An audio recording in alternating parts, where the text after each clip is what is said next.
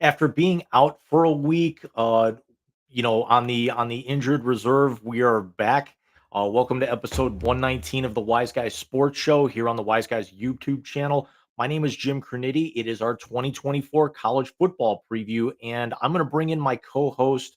Although I really, really kind of don't want to. I could easily cut his camera off for most of the night and actually just put his audio up, but Mike, I'm gonna, me being on the board, you're gonna be on a very short leash for a little bit here.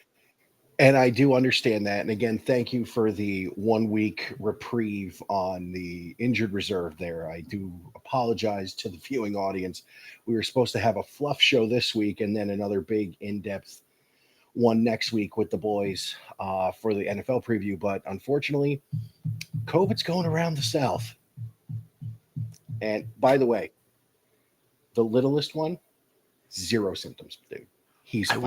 I was thinking that Mama Rican actually, got it. You got it, and that was the first thing I thought of when you called me about that, or you texted me, what, an hour before we were supposed to go live last Sunday. It's like, Yeah. oh God, is little Rican gonna get it? Yeah, it very resilient little Rican. Energy did not go down at all. The only good thing about last week, because my voice did sound like I was Barry White got punched in the throat by a stripper. I got to play a lot of NCAA 26.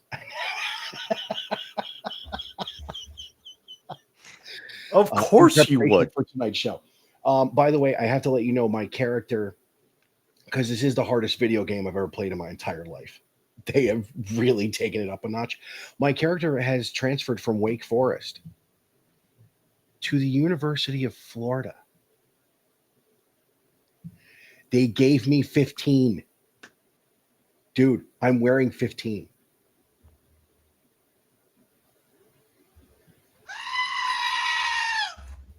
I don't like it either. He is an icon. He is an all-timer. And I wanted to wear 5. Every character I'm using this year wears 5 because of He David. got me a national championship, and I still was never the biggest fan of his. No, skill-wise, I was never a big fan of his. But, bro, there's something to be said about a dude who just knows how to fucking win. And that's what Tebow was at Florida. But, I'll let you know how I do. All I know is I had a redshirt year at FAU. I transferred to Wake Forest and won 8 games, which is like winning a championship for Wake Forest. And then jump back in the portal just to see what would happen. And Florida was the first one on the list. I was like, yes, SEC. And, by the way, beat Michigan week 1. Not going to have a problem with that because it's still my boys, Exactly. If I win a title, I will send you the screenshot of the actual end of it. I will do that for you, sir. and I I've won't leave got Florida, so I will try in 2 years to win a title. I've got the next Prime coming out in Warframe on Tuesday. I'm all set to be able to start farming that, throughout the course of the week, even though it's going to be Nice. available for the next 3 months. And there's a game that I wish had come on Steam, but there's like bootleg versions of it. And I'm seeing all of my favorite streamers, namely like Jacksepticeye, playing it a Okay. lot lately. And it's called Supermarket Simulator.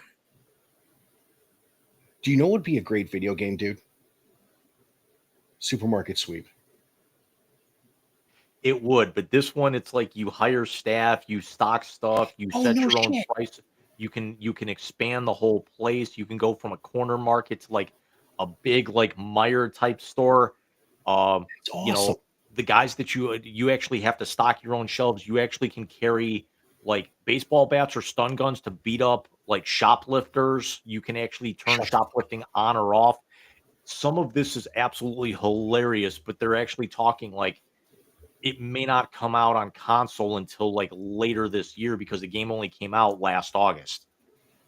Oh, okay, I can see August that. of '24 on Steam. Yeah, no, I can see that. And especially on Steam, because they don't like to give up their stuff right away at all. Plus, also some of the intricacies involved, it might be better suited for, like, keyboard and mouse, although now, Switch has mouse controls, so it could potentially, Switch 2 has mouse controls Oh, with that's the right. Joy-Con, so it could be possible, but, you know, I could see it definitely going to there before it actually goes to, like, a Sony or Microsoft. Yeah, no, I can see that too. Um, so since we're doing the college football preview, I don't know if you have seen the new thing Dollar Shave Club is doing. They are doing handles to their razors of I think 11 or 12 different schools. We had to go to Walmart today because we needed to get stuff. Um, and they said Walmart carries it. So obviously they don't have at the little one here, they don't have the one I'm looking for. And I doubt they'll have the at the big one over here either. But I just LSU, pulled up the Ohio website and State, I see it. yeah, LSU, Ohio State, Bama, Georgia, of course, A&M, North Carolina, yep, Arkansas, Florida, LSU. Um, that's pretty cool. I had a Mets um, for the Gillette sensor, the 5 blade one, or whichever one that is. I had a Mets handle for years, and I had just gone on Amazon and gotten their handle and like 20 fills. And I said to Steph, I got to go down to shaving aisle. She goes, "What the hell are you buying now?" I said, Dollar Shave Club's doing an Ohio State handle. She goes, "Oh my god." It rolls her eyes, but she's the one who bought me the Mets handle for my razor, so I don't know why she's doing that.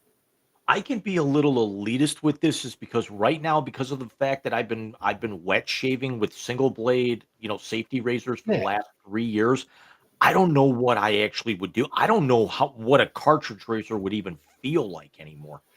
I well, of course, I have the Groomy for my head now because I know I didn't show it on the show, but you saw the picture when I took the chunk out of the back of my Yeah. head about that big last year. Um, that yeah, uh, I won't ever. And by the way, the Groomy, it's barely barely noticeable on how close it gets compared to the razor, so there's no complaints. But you and I could go on the facial and hair care stuff. Well, you can go on the hair care stuff um, for the rest of the night. But dude, we've got a loaded. Make sure the lettuce is tight, Jim. Make sure Pimp um, in the box. nice. But we've got a huge college football season to get to. So what do you say we dive right into the hat trick and let's do this bad boy?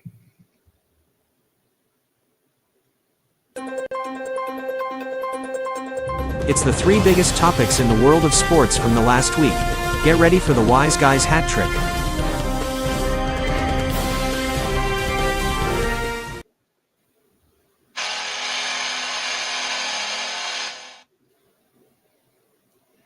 And James, as we get into the 2025 season, will you allow your co-host an indulgence? Do I need to walk away for 5 minutes? Not 5 minutes, about 15 seconds. Don't you do it.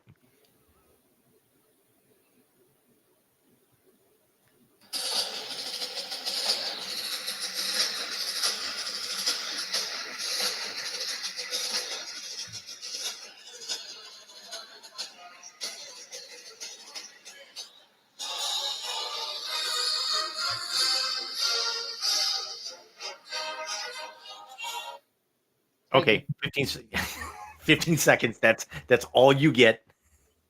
I appreciate that. So yes, we had week 0 matchups yesterday. Couple really good games, Jim. As Stanford, did you see who Stanford's head coach is this year? Frank Reich. And that makes sense with Andrew Luck as their GM for the football program, Yep. that he would bring a coach he played for in the NFL to Stanford, but they lose a heartbreaker to Hawaii. Is Hawaii's kicker? I know he's Japanese. Is he like 40? I'm serious. But no, Hawaii wins in at a last second walk off field goal by their near middle aged kicker. Because it said something like he was 22 or 23 when he learned what kicking a football was. So I can only imagine how old homeboy is. But nice start for Hawaii. Someone put up the video and said the carcass of what was once Stanford loses to Hawaii, which again, it's Frank Reich's first year there. Let him build a program. I think Andrew Luck is the type of person who can sit in the AD's ear and go, hey, let's build this sucker. Because let's be honest, the last thing since Andrew Luck graduated, the only thing that really stands out for Stanford on their entire resume was coming back from 29 points down and beating Colorado in overtime last year. Yes, that it was. And of course, the other game, the week 0 game, which is now, I think, a tradition, week 0 in Ireland, as Iowa State and Kansas State played another barn burner, a 24-21 win for Iowa State. I would say on the road, but they were both on the road. Neutral field, and I watched, after I got back from my brother's because it was his birthday earlier this week. Happy We weren't birthday. over there that long. He was also building a guitar. Oh, nice. So, and we wanted to kind of get back and put the Browns on, put the big boys on, even for games that didn't count. With that game was certainly not entertaining to watch until the fourth quarter. It was just sloppy. Yeah, no, and I think both games were like that. I didn't watch either one, but I did see that the fourth quarter and ending it were very good football on both sides of the ball for both teams. So, nice week 0, but then we go into week 1 next week, Jim, and it hits hard, starting with the biggest matchup of the year, possibly, as the opener, the big noon Saturday game for Fox, number 1 Texas you got the coaches is it's 1-2 and AP it's 1-3, right? Right. Okay, so we're going to use the AP. So it's number 1 Texas at number 3 Ohio State, a top-ranked matchup to start the year. Jim, when's the last time we saw this? I can't remember. I mean, we've seen, big matchups early in the season like this. Yeah. We've seen, I think we've seen a couple of 2 versus 4, 3 versus 5, some top 10 matchups, but 1 versus 3 right out of the chute. Yeah, because a few years ago, CJ Stroud's final year, that was Ohio State Notre Dame to start the season, and I want to say that was the Bucks were number 2 or number 3, and Notre Dame may have been number 6 or 7.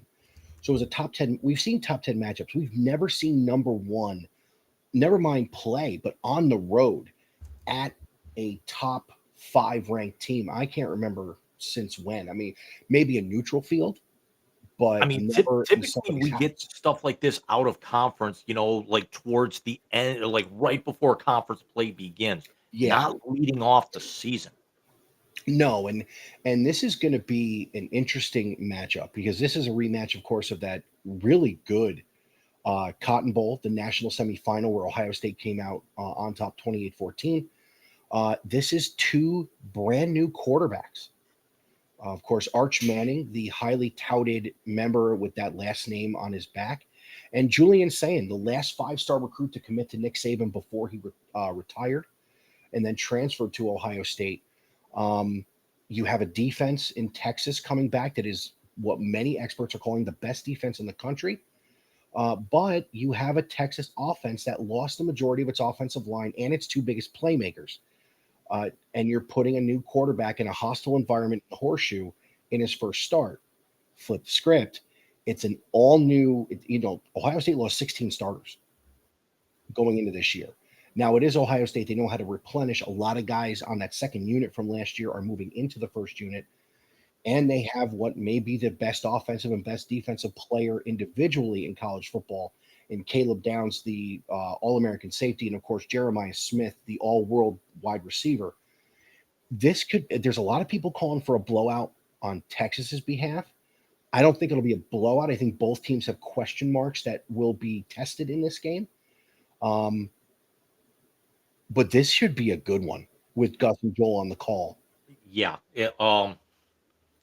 See that, and for that particular reason, I will be watching the game muted because what are the options? Uh, I don't know if I'm going to be able to get national radio broadcasts. I'm certainly not going to listen to those two clowns on TV. Yeah, Um, for who's I mean, Gus is basically, he might be a Gemini for all we know because there's two things you love about a Gemini, and it's their face because he's going to fillet Ohio State, for 3 quarters, and then if they end up losing the game, how fast is he going to flip flop over and start praising Texas? Is it gonna look like the Baker Mayfield game, in Columbus, years, 7-8 years ago here, but I mean, Texas. You and I actually were going to put together some um, capsules, so to speak here. But Texas, 13-3 last year, 7-1 in that very, very vaunted SEC. We can say, we could talk about, overhyping the SEC or all the media coverage that they get, but they are still the most stacked conference in all of college football, and it's by a country mile. You got Texas, Oklahoma's going to be good, although Oklahoma's got a murderer's row, and I'm going to talk about them here in a little bit towards the end of the mhm. segment. Um, Florida's going to be much improved. Alabama, Georgia, Tennessee's always going to be good. You've got Mississippi State on the come up. Mississippi's going to be replacing Jackson Dart, but Dan Mullen's going to be able to get them ready to go. So the SEC, we could talk about it all we want, but still, there's a reason why Texas is number one in the country there with those 25 first place votes over Penn State. In that regard, they lost the SEC title game to Georgia, and then get their revenge on Georgia, in the playoff, and then lose to Ohio State in the semifinal. Arch Manning, yes, he is the new starter, but he did actually have some play, with that offense under Sarkisian last year. And according to not only Rivals but 24/7 Sports, who outside of ESPN are the two largest, recruiting rankings barometer. They are basically like they are the credit report, the 2 out of 3 credit reports when it comes to recruiting classes rank Texas as the overwhelming number 1 class this spring. Yeah, they had a great recruiting class. I'm going to say this. Um, I am not a huge fan of preseason rankings. Never have been, and it comes down to, in my experience, you had a year where Alabama qualifies for the playoff. Their only top 5 win was against Florida State, who was number 3 in the preseason, and had to play a game during conference championship week just to become bowl eligible that year. So I've never been a big fan of the preseason rankings.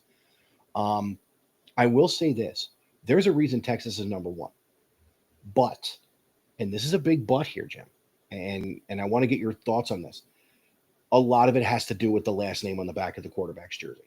I don't think Hold on, so. let me explain it. I've gone back and watched the little bit of film we have on Arch from last year, from the games he played. I wasn't overly blown away. He's a great quarterback. He's a great player. He had a couple of safety valves last year in upperclassmen tight ends, and of course Matthew Golden, who is now making a name for himself with the Green Bay Packers. You're not having them anymore. And he has an all new offensive line. They lost 4 starters to the draft. Yeah, but On the Texas refills offensive They linemen do. like the Detroit Lions refill receivers. That's very true. So I think a lot of the hype on Texas is Arch's last name. It really is. Because until he's the full-time starter, you don't know what you have. You don't. Yeah, but I actually have to put them, I have to put them number 1, and I don't think it's really any sort of, you know, it's got nothing to do with Arch's name. Sure, he is the new quarterback coming in, but again, he did actually have that experience last year for them to be able Agreed. to, platoon him in, knowing that he could actually get that kind of playing time. Penn State's got some uncertainties there, even though they and Ohio State look like they're going to be the 2 teams that are gonna be in Indianapolis, later Come on this fall.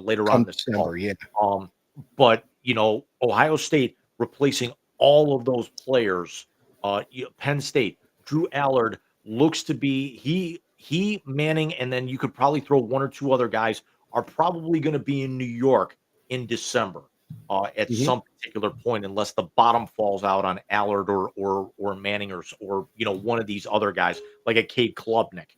Um, Yeah. and that's the other thing is Clemson being ranked 4th right now is in a v is I would say in a medium level ACC, and it's kind of they've got the scenario in the ACC this year that Ohio State has had really in the Big Ten, um, for the last few years. It was them, and then it was everybody else, up until like Michigan came up back on the come up, Penn State on the comeback up. So it was really it was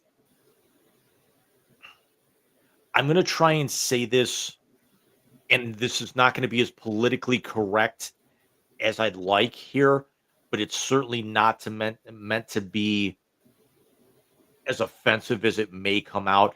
It's like being the smartest kid in the remedial class. No, that's exactly what I think it is, and again, I understand what you're saying with the PC thing, but unfortunately, it's being the best of the worst. Is basically what it is, for lack That's of a better term. exactly what it is. Yes. So let me It's it's break down a it's couple. it's it's success by default. Yes, or what is Ohio State in the Big Ten from 2000 until 2011? Right. Let me say this. So Texas, we know why they're number one. Let me explain why I think Penn State should have been number one and why they're not. Why they should have been number one. You're talking about a defense that returned the majority of their starters from last year. That was a top 10 defense in the country. And you add in Jim Knowles, who I personally know is a great defensive coordinator. Here's why they're not. Drew Aller does not know how to throw a football to wide receivers. And again, this is not because of where he goes. This is not because of my own bias and the shit I give my father that week every year. This is look at the way he's played for the 3 years he's been there. Drew Aller's favorite targets are backs and tight ends. He loses a first round tight end who had the most receptions and the most receiving yards on that team. And the wide receiver room, I feel like Randy Quaid. It's old Mother Hubbard, and not even Vaughn's in the cupboard at Penn State. So that's why I think Penn State's not number one. Personally, as much of a homer as I am, I would have Ohio State at 5. I would move everybody up 1. Actually, I'd have them at 4. Move Clemson to 3 because Clemson is returning Cade Klubnik, who is a phenomenal quarterback.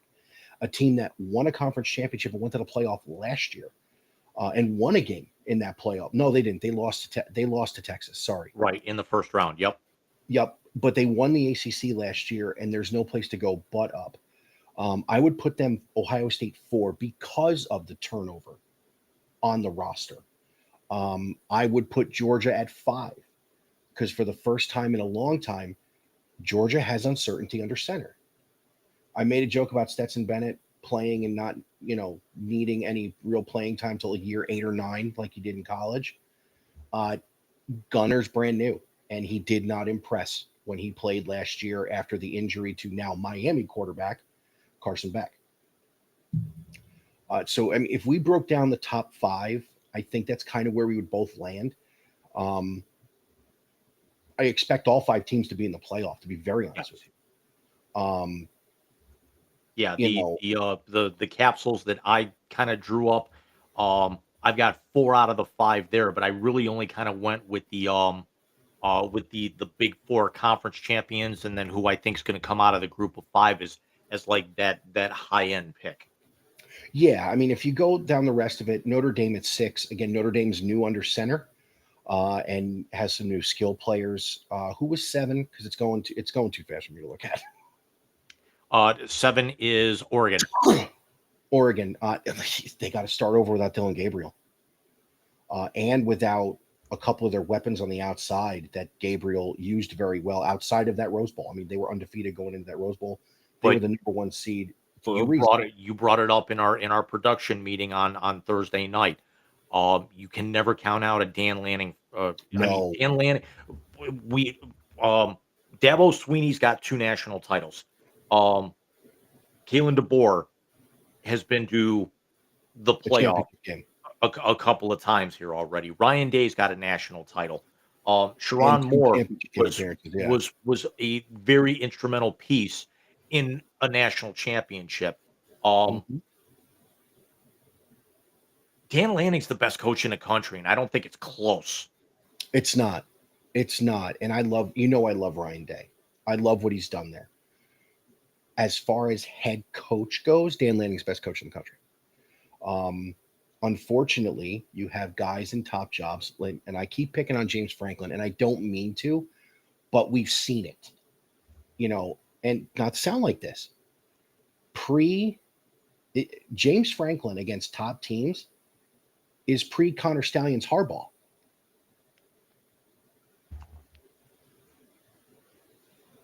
Look at the records. James Franklin is the Dan Campbell of JB Bickerstaffs.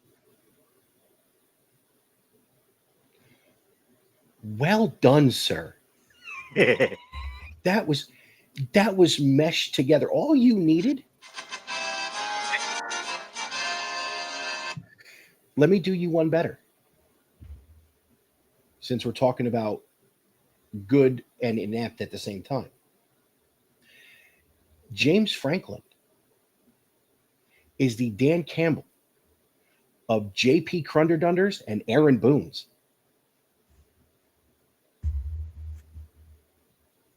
Jackass. But am I wrong? Yeah, I'll give you that. I had to throw the most inept manager I could find in there. But going down the rest of the Alabama at 8, I think this is a bounce back year for Kalen DeBoer. I think he also knows all those rednecks want to kill him. 9 LSU. I trust Brian Kelly as far as I can throw him, and I got a bad back. And I mean, we've talked about the big one in Columbus. We've got 2 other monumental We do. landscape changing games on Saturday as well. We absolutely do.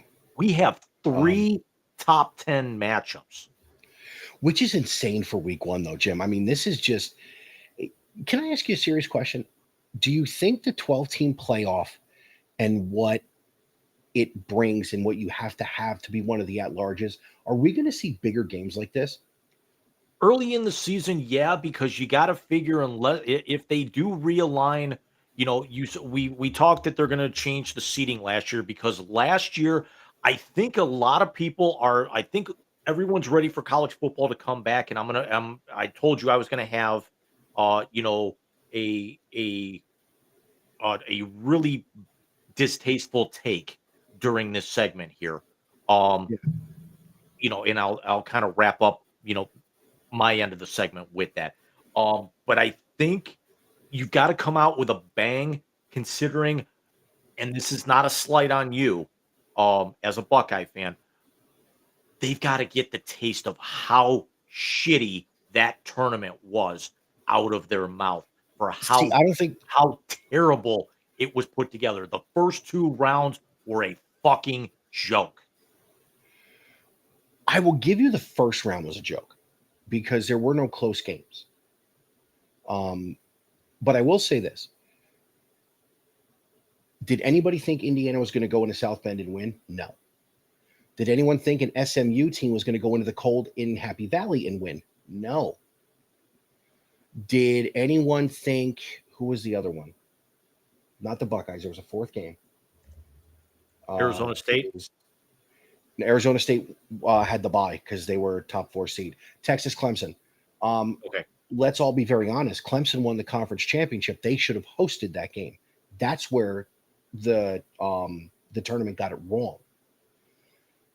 There is not a single person on the planet, including you and I, when we previewed the playoff, that thought Ohio State was going to beat the fuck out of Tennessee like they did. Nobody thought that. Not with the way the crowd was going to be set up, with the way Tennessee bought tickets, and not with the way they showed out against Michigan in that final game of the year last year. Nobody thought they were going to win that game. No, nobody thought they were going to win that game like that. Most people thought they were going to win the game. No one thought they were going to blow their doors off like that. The problem we had is the teams were right. The seeding was atrocious. Yes, agreed with you 100%. But in the sake of the seeding, chalk won, which is when you seed something you expect to happen. See, when you and I talked about this before, even off the air, we went into this tournament thinking it was going to be like the NCAA tournament, that the little sister, that the little, the Cinderella was going to come out. It's not hoops. And that's the problem. I think perception-wise, we looked at this like the NCAA basketball tournament, and which you and I absolutely adore. But there was not a Cinderella that was going to come out of that. I think the best shot at Cinderella you had was Tennessee. Indiana was exposed by Ohio State. They played one good team and they got their clocks cleaned. Clemson won a very down ACC after Miami basically choked away the conference championship.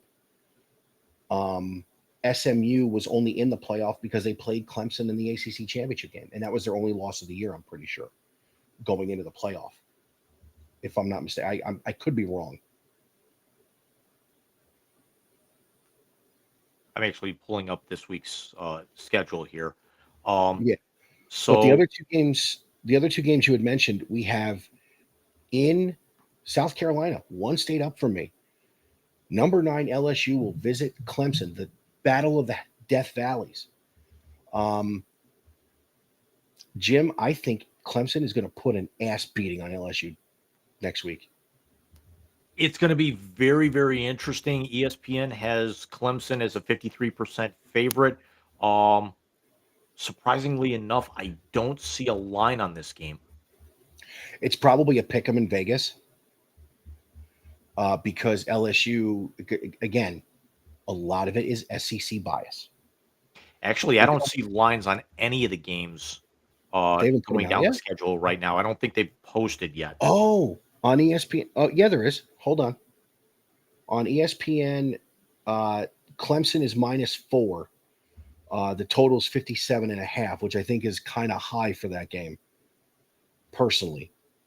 But the other one may be even bigger and have bigger implications because it is number 6 Notre Dame at Miami. And that's going to be that game's going to be on when we are on the air with you guys next week. That's the Sunday night game? Yep. Because it's Labor Day weekend. Can we explain why it's the Sunday night game, though? I mean, there's no NFL. It's Catholics versus convicts. It's because Texas bitched out and would not move the game to Sunday night. Fox offered Ohio State and Texas Sunday night. Ohio State said yes. Texas said no. And that's been out. That's not me. That's not hyperbole. That's actually been out in press. Jim, I will tell you this. With the canceling of the USC rivalry game, I think last year was the last time they played it for a while.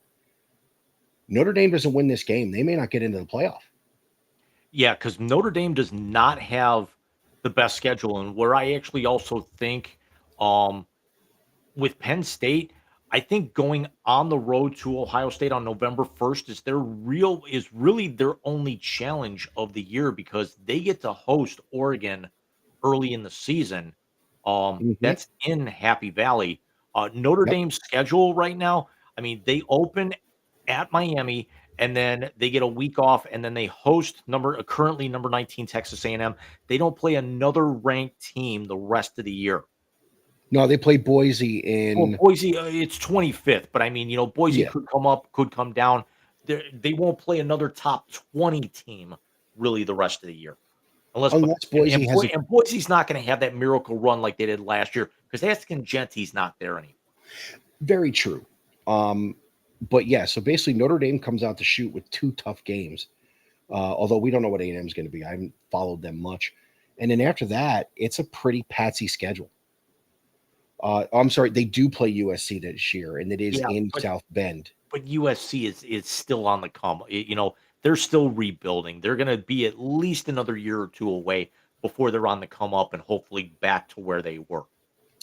Yeah, because they go, A&M, then Purdue, at Arkansas, home for Boise, home for NC State, home for USC, at BC, home for Navy, at Pitt, home for Syracuse, at Stanford to finish the year.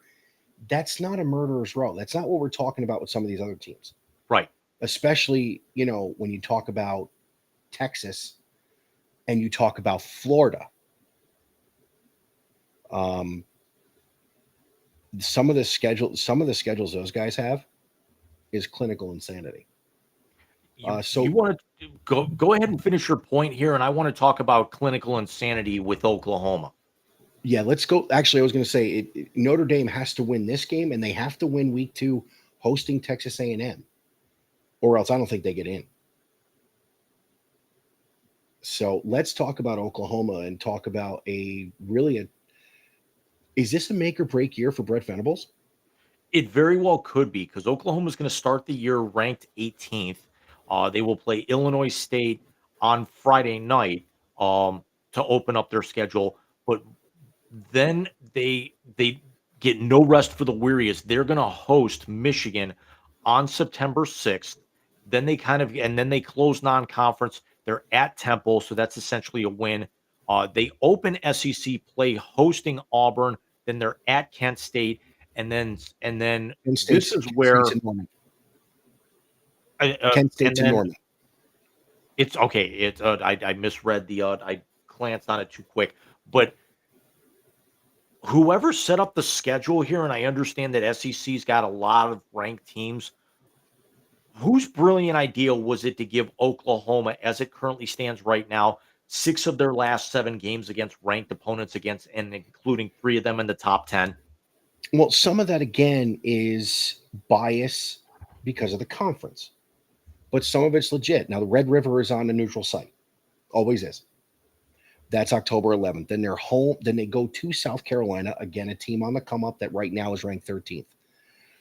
After that, they are at Tennessee. They're home for Ole Miss. They are at Tennessee, at Alabama, home for Mizzou, and home for LSU. I mean, that's what the fuck, dude. Yeah. Now, I will see this. If they can get quarterback play, which has been their bugaboo, really since Caleb Williams transferred when what's his name? What the hell is the coach's name at USC? Son of a bitch. Lincoln Riley. When Lincoln left, when Lincoln left and Caleb Williams went to USC with him, they haven't had competent quarterback play. And remember, this was a school that pumped out 3 consecutive Heisman finalists and 2 winners at the quarterback position. And back-to-back number 1 overall draft picks. Exactly. And one guy who's gone to the NFL and been into and won a Super Bowl. Because Alabama can claim him all they want. Jalen Hurts was drafted out of Oklahoma. Right. Not Alabama. It's like idiot Buckeye fans, and I say that with a lot of tongue in cheek, claiming Joe Burrow. I was just thinking Joe Burrow. And because here's the thing, Jalen Hurts played a lot at Alabama. Joe Burrow didn't play at all at Ohio State. Let me answer this question real quick. So, yeah, Brent Venables has his work cut out for him this year. But as I was saying, if they get competent quarterback play, they can win a few of those games. I think they win 7 games. I don't think that's too far out of the realm of possibility with the defense Venables has had every single year. If they can get the quarterback right, I think they can win some games. I definitely think you throw the records out for Red River. You do. So I think that could be a game that they could sneak out. I'm not as high as on Ole Miss as some people are. Yes, Jackson Dart is gone. It is a Lane Kiffin coach team. I get that, but I'm not that high on them. I think Tennessee is going to be terrible. I don't think they're going to be terrible. They're definitely going to make a bowl, but they're not going to run at anything. I mean, they've got their ranking how they finished up last year. Yeah. But losing Nico was big. It was very big. And again, LSU, I don't trust Brian Kelly as far as I can throw him. Let's talk about your boys real quick. I know you're wearing the Miami colors, but let's talk about your Gators. What's their schedule like?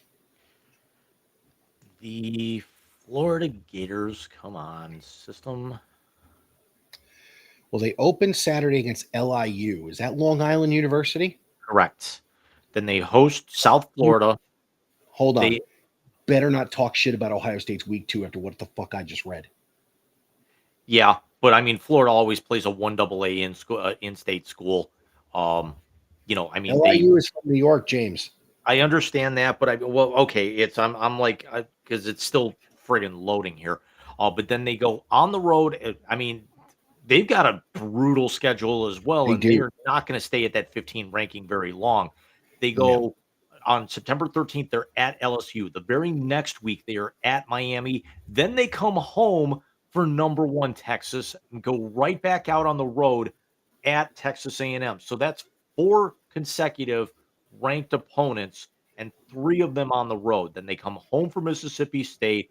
They got the cocktail party November 1st again with Georgia, at Kentucky that they've never played well at Ole Miss, who's currently ranked 21, home to Tennessee. It's so weird to actually see that game so late in the year with how the SEC is changing up their conference scheduling, and then naturally the Commissioner's Cup against Florida State, they're going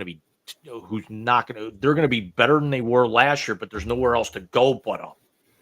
True. And I don't know if you saw the thing I sent you the other day. As of next year, the SEC is going to a 9-game conference schedule. I did see that. Yeah. So basically, they won't be playing either LIU or South Florida or somebody like that next year, because you're going to play Miami every year. You're not going to take that. You're going to play Florida State every year. They're not taking that off the table, which means you lose one of your cupcake games. Excuse me. The cough is sticking with me. But yeah, Florida's got an insane schedule. I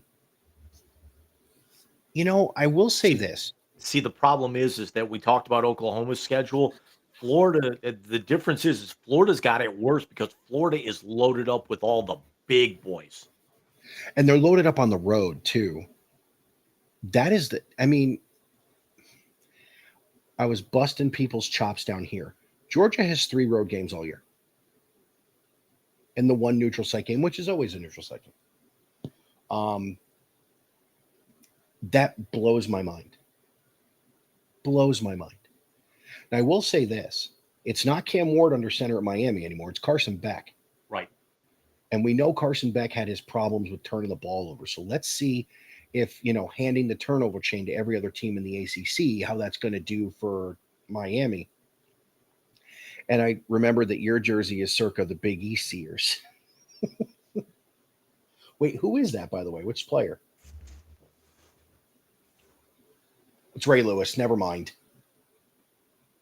I should have known that. What the hell's wrong with me? My brother would not give me a Ravens jersey. I don't blame him. So he gets me. I've told the story on the air before. I actually, he says he knows that Ray Lewis is my all-time favorite defensive player in football. And so what does he do? He refuses to get me a Ravens jersey. So he actually gets me Lewis's college jersey, knowing I'm a Gator fan. You see, your brother is the internet troll we need and want. Because that was just perfect. Again, am I wrong? I'll give you Jackass. You're a Buckeye fan, so. Back to your shanties. You're such a prick. The last team I want to talk about is the number 2 team in this poll. And I do want to talk a little bit more about Penn State. So if we could pull their schedule up, please. Way ahead of you.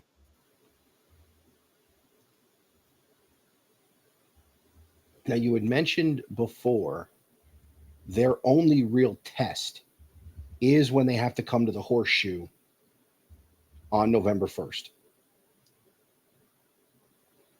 As they will host Oregon on September 27th. It'll be the Big Ten primetime game. Yeah, so you have home for Nevada, home for FIU, home for Villanova, home for Oregon.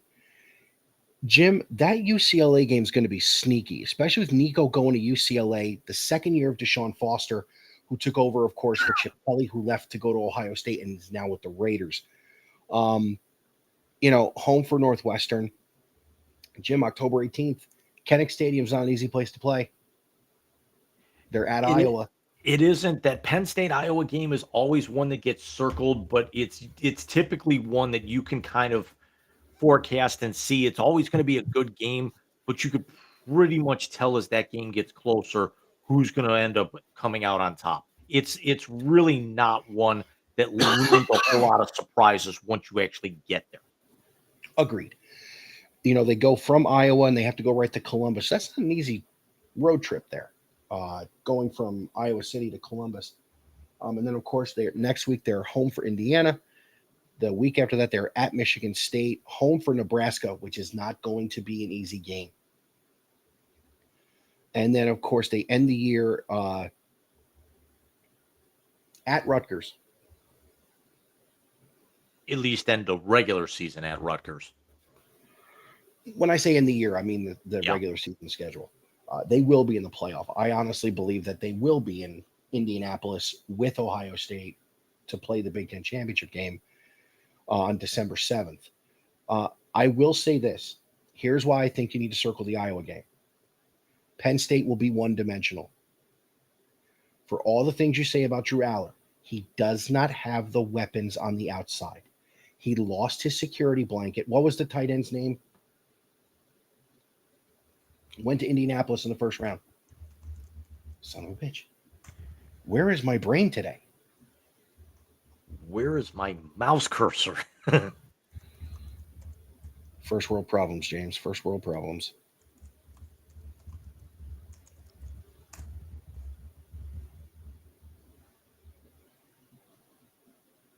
Tyler Warren. So he loses Tyler Warren, who had over 1,000 yards receiving last year. Ohio State got the tight end award winner in the transfer portal from Purdue. He didn't have 1,000 yards. Or he may have had 1,000 yards. Warren won the Mackey last year, so he won the tight end award. Okay. Why did I think the kid that Purdue had won the Mackey? Anyways, so you lose the Mackey Award winner who led the world in receiving and receptions. You better be winning game 7-3. That's basically how Penn State's going to have to win this season because they can't get into a shootout. Can you see them? Has Penn State ever been able to get into a shootout? They really don't. I mean, them in Iowa, they never get into shootouts here, but Penn State's going to play. In general. They're going to play a lot of kind of dink and dunk ball. They don't spread the field. They do run the ball really well, but Penn State always has that great James Franklin vaunted defense, and that's what's going to keep them in games, and why I think they win the Big Ten outright this year. It's entirely possible. I mean, there is so much that has to mesh in Columbus to go the right way. You have basically a renewing program in Oregon. You have God knows what the Wolverines are going to get out of that true freshman. Illinois is ranked 12th, but I don't think Illinois is ready for prime time either. They are going to have a tough out with Nebraska. Matt Rule has done a great job, and Dylan Raiola is coming into his own right at Nebraska. So listen, this is going to be an interesting season. year 2 of the 12-team playoff, especially with the way they're going to redo the seeding this year, where it's just going to be the top 4 teams. It doesn't matter if you win the conference or not. It is the top 4 ranked teams that they give you will get the buys into round 2. Because Depending on what team it is, you may not want the buy. Depending on what team it is, you may need it. Because I'll tell you let's see this how that much, shakes out. with how last year's tournament shook out, and this is my and we'll move off of this segment here in a second. Here was that take that I told you I was going to make. If they don't get this tournament right this year, and I probably won't be watching a whole lot of the NFL's minor league on Saturday. I will be saving it for the big boys on Sunday this year. Yeah. With the NIL money and the the salary cap that I proposed to you that you really liked in terms of Yes. being able to cap what they can get. My proposal was that take whatever the school's yearly tuition is for undergrads, multiply it by 3, and that's the maximum amount a player can make on NIL money for that calendar year. Yeah. So, for example, if Ohio State's making 35, if it's 35,000 in tuition, that player caps out at 105,000. Yeah. I agree mean, with you. And again, and that wouldn't be 105 over 4 years. That'd be 105, 105. 105. They leave after they're a junior, essentially. basically, if you stay for 3 years, you're going to walk out with $320,000 in NIL money. But you also mentioned in that if you get outside endorsements, that's a different animal. Right. That's entire. I mean, there's no real reason that schools should be paying a student athlete 6 figures ever. Agreed. Um, Agreed. And again, we've talked about this. I don't like it either. I understand why they did it, but I also like my video games. So yeah, there you go. But here's the thing, is that with the NIL and the fact that there is no salary cap and they are no better than baseball, and this is me taking a shot at baseball because it's the same 6 fucking teams every single year. You've got the same 8 teams in college football every single year. If they don't get this playoff right, college football is not going to mean anything anymore in the grand scheme of it. You're going to have people still showing out, but when you come down to it, I'm going to steal the line from the American president.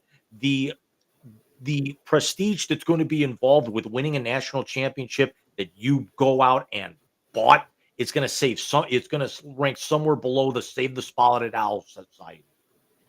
Wow. You went Save the Spotted Owl Society. I have never been more proud. I will hit back with one thing, and then the second one needs some time. The second topic needs a little bit of time. Let me hit back with this.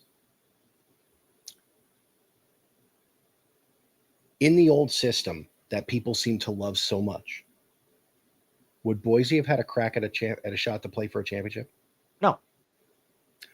Did they have one last year? Considering they got a bye in the first round. It's debatable. Because again, of how shit the seating was set up. Were they in the dance with a bye and the higher seeded team in the game they played in the second round? It's schematics, Mike. I understand where you're going with it. It's schematics. It's wish in one hand, shit in the other, and see which fills first. Does Arizona State get a shot at the championship? Again, schematics. They won the worst power conference in the country by a country mile. But they also gave us the best game. That was the best game of the tournament. It was, but did anyone think that they were going anywhere after that game? Hell no. No, but I don't think anybody thought Texas was going to get past Ohio State either. There were a lot of people that thought that Texas was going to get past Ohio State because of the fact that it was in their backyard, essentially. Yeah, no, it was a cherry look. Shit the bed in that game. No, that game was pretty evenly played. You had really 2 big plays that killed them. The why you blitzed the house on that screen pass that TreVeyon Henderson took to the house. Well, okay. And then a turnover.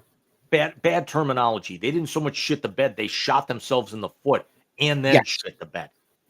Yes, I will agree with you on that. But dude, we're going to come to you guys next week. Next week, obviously, it will be the NFL preview is next week with the NFL starting on Thursday the 4th. But we'll be talking about this a little bit because we'll tell you why at the end of the show. But we will talk about this coming week a little bit next week. But James, whereas next Saturday is the birth of the 2025 college football season, it is also the end of an era.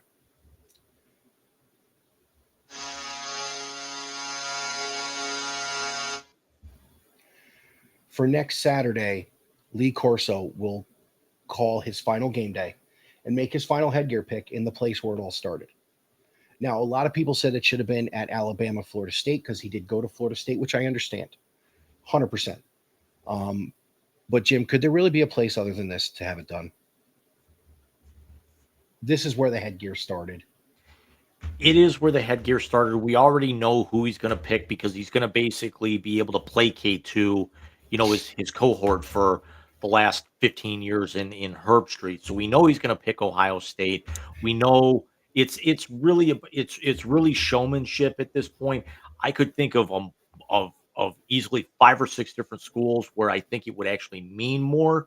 It would probably be a better show, but it's we have to know that we already know that this was going to be his last season and he wanted to retire early.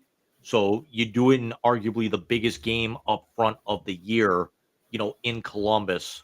Even though we all know it's really just going to be camera fodder at that point. I agree. It's a nice bookend to have started the tradition almost 30 years ago. It was 1996. And then to close it with the headgear he calls his first love. I know I will actually be at work all day on Saturday, so it's also the only way I'm going to get to listen or watch this game in its entirety if I'm there. Just saying. But shut up. Does Coach go ultimate and pick Texas? I could see it. Does he go ultimate heel turn and start to put Brutus on and throw that sumbitch off in front of Herb Street and put Hook's head on? I tell you what, that would be on the way out the door. That honestly would be the perfect way for Lee Corso to go out with some of the shit he's pulled. And I would respect it. Yeah, I would respect the shit out of it. When I wrote the blog about it, I talked about some of my personal favorites. Him putting the Ibis on at the 2003 Fiesta Bowl, picking Miami, and then hitting Kirk upside the head with the Ibis bill. Hilarious. When he called the dog ugly and picked Alabama that one time, when fuck it, the shooting the guns off, all his different ministrations with the duck, when Bill Murray body slammed him because he was dressed like Chief Osceola, when Will Ferrell had a head made of Will Ferrell's actual head and Corso's actual head, and they wore them on the set. But I go back to 2016. That was the 2 versus 3, 10 years post the game of the century, Ohio State, Michigan. It was the last time ESPN broadcast that game. It was a 5-hour game day. It started at 7 a.m. And I remember still living in New York. I woke up. I turned it on from 7 to 7:30 at home. I had to work 45 minutes away. So I had the radio portion of it on in the car. I get to work. I turn the TV portion back on. I leave work at 11. I put the radio back on. And I sat in my car for a minute. And I remember screaming, "Put it on, coach." And he put Brutus on, to the adoration of all the Buckeye fans, obviously. It was that and being in Ohio got me into college football.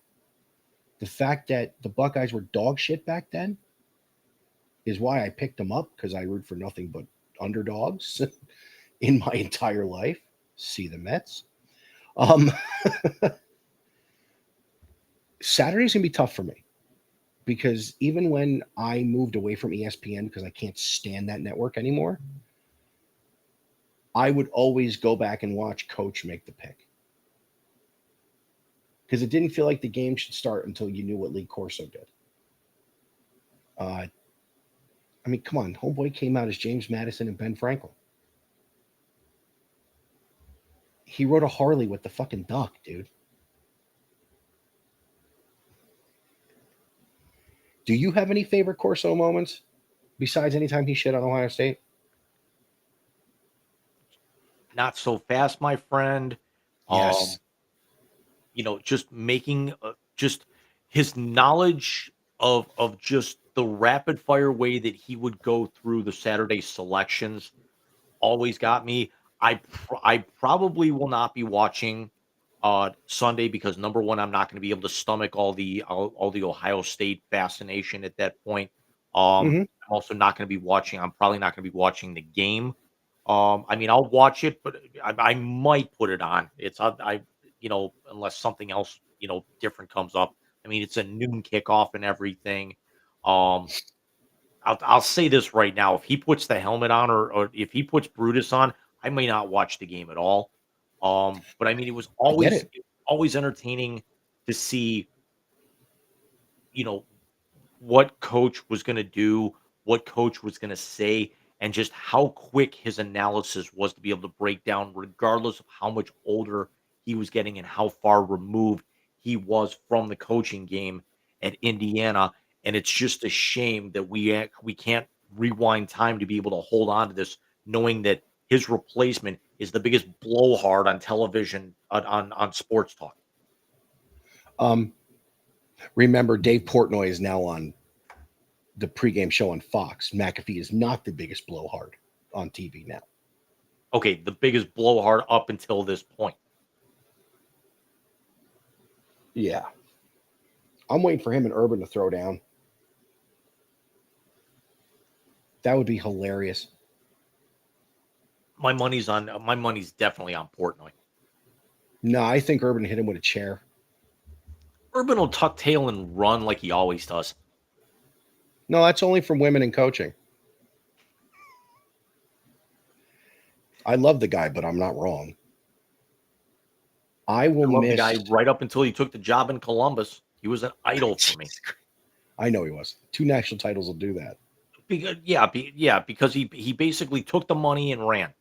That's all he did. It was a They cash. all fucking do. It wasn't going home for him. He took the cash and ran. I'm sure he did. I'm sure he did. But yeah, Saturday's gonna be tough for me. Because I'm the emotional kind. Example of that is something my sister sent me today, where I said, Megan, I actually cried. Stop your shit.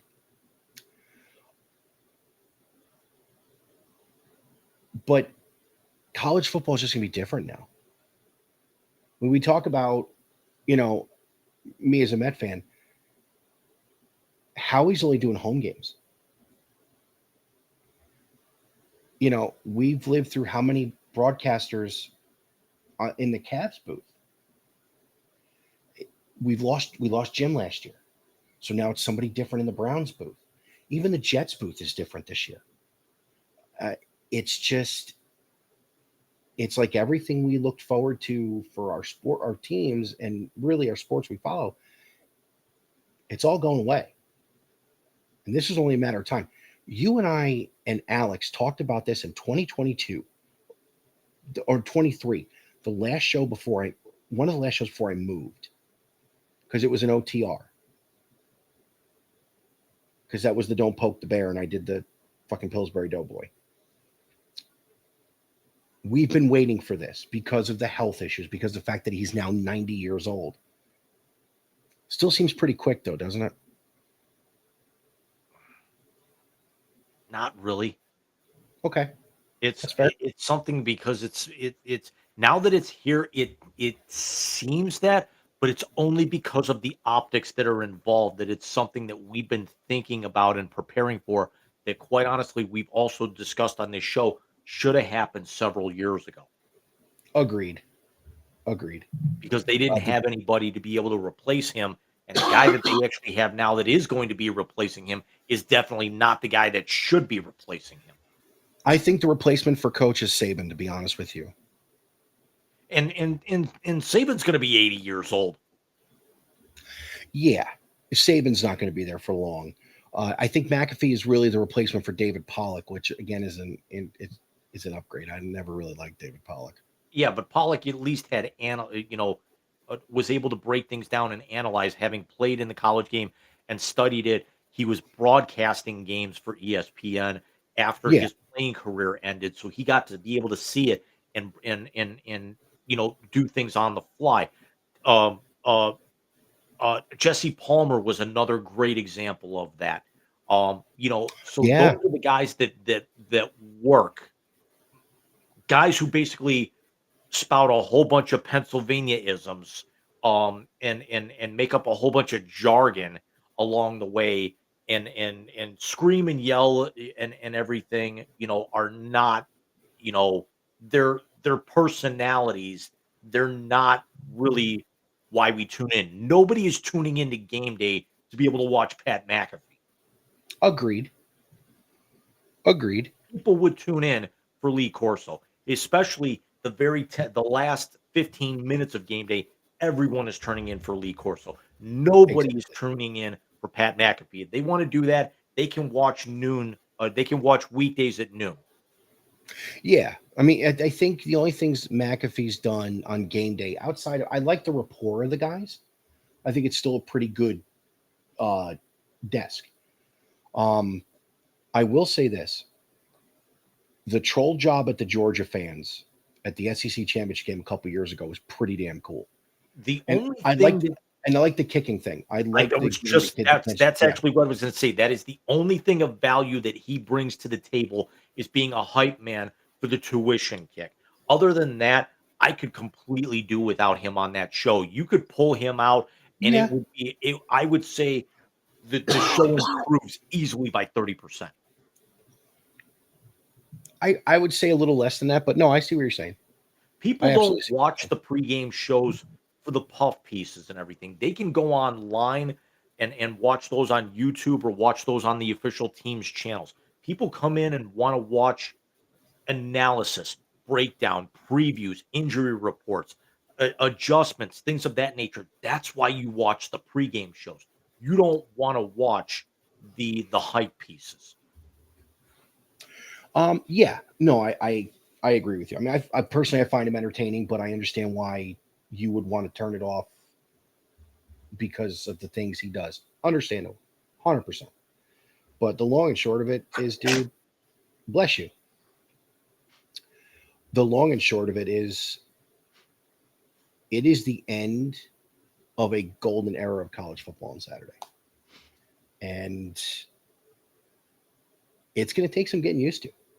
That's actually, Mike, you might be onto something in a little bit more in more ways than one here on that. And I'm gonna actually give you because it's officially turned the corner, because this is not after Saturday, college football is not recognizable anymore. You've got all of the conference realignments that have been done. You've got the super conferences, you've got the expanded playoff, and now the uh you've got the lead-in shows on both of the two major networks going under dramatic changes to where is anyone really even going to watch them afterwards?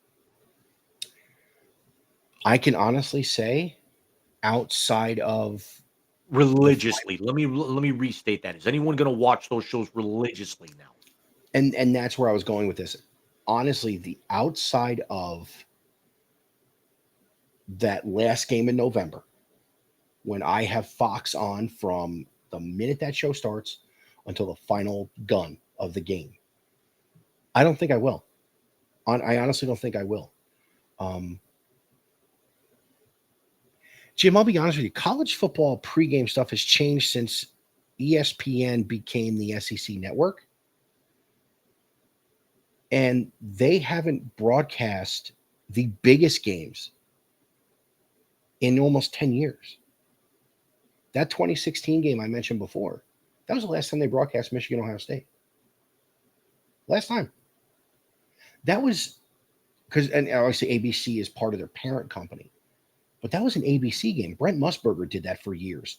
All the way back to, I remember he did the the game of the century in 06. You're right about that because also a lot of the other bigger games of the season were SEC, which was a CBS controlled property. Exactly. So now, Because Fox has only started dipping their toe into the college football pool in the last couple of years in a no, religious manner like this. yeah, but they had, I remember,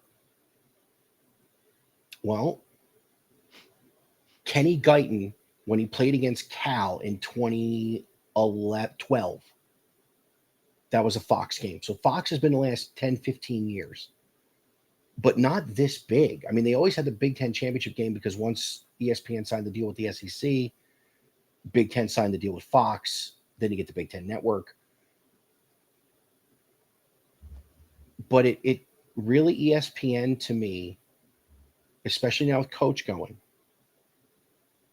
outside of when you get a marquee game with Fowler and Herbstreit on the call, because they're still great, it's not watchable. It is wholly unwatchable. And Fowler and Herbstreit are honestly, I think they do better coverage on the on when they call NFL games. Yes. No, let me tell you something though. They do better coverage when they call the Big Ten games because they both went to Big Ten schools, if I'm not mistaken. It's definitely understandable, but I think they can break things down a lot more, and they can actually because I think their NFL audience is a lot more intelligent, so they can get a lot further in depth with that. Very true. Very Because true. let's also be honest, when you look at the ratings for you know opening night on September 4th between the Cowboys and the Eagles is going to obliterate what you're going to have on Saturday night. Yes. Agreed. Thursday night's on Prime too, I think. Yes, No, it's not. it's Not the NFL first- Network. It's NFL Network and the local. Not that I'm going to watch. I don't care. But speaking of college football, Jim, we got one more thing to get to, and it's probably going to cause some heat between you and I with that third topic. We're not going to spend a ton of time on this because No. what else? I mean, really, this is going to be Jim and Mike are going to bitch for about 10 minutes, skip halftime, and go straight into whatever. Yeah. Although I do need to do halftime tonight because we got to do something upstairs. You know what I mean.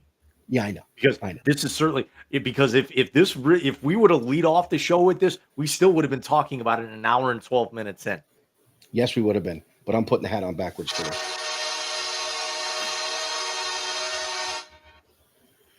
These motherfuckers, straight out. The penalties. Wait, hold on. The penalties were handed down by the NCAA in the Michigan cheating scandal, which in the actual report, they said they fucking did it. They said they fucking did it. They had a crew called the KGB to keep the compliance officers away. And they got a pee-pee slap. So basically, you have 2 show cause penalties, actually 3, because Sharon Moore got one too. A 8-year show cause penalty for Jim Harbaugh that does not kick in until 2028 because he is on the back end of the 4-year show cause penalty for the recruiting violations. Which means Jim Harbaugh will not be eligible to coach at the NCAA level until 2038 when he is 78 years old.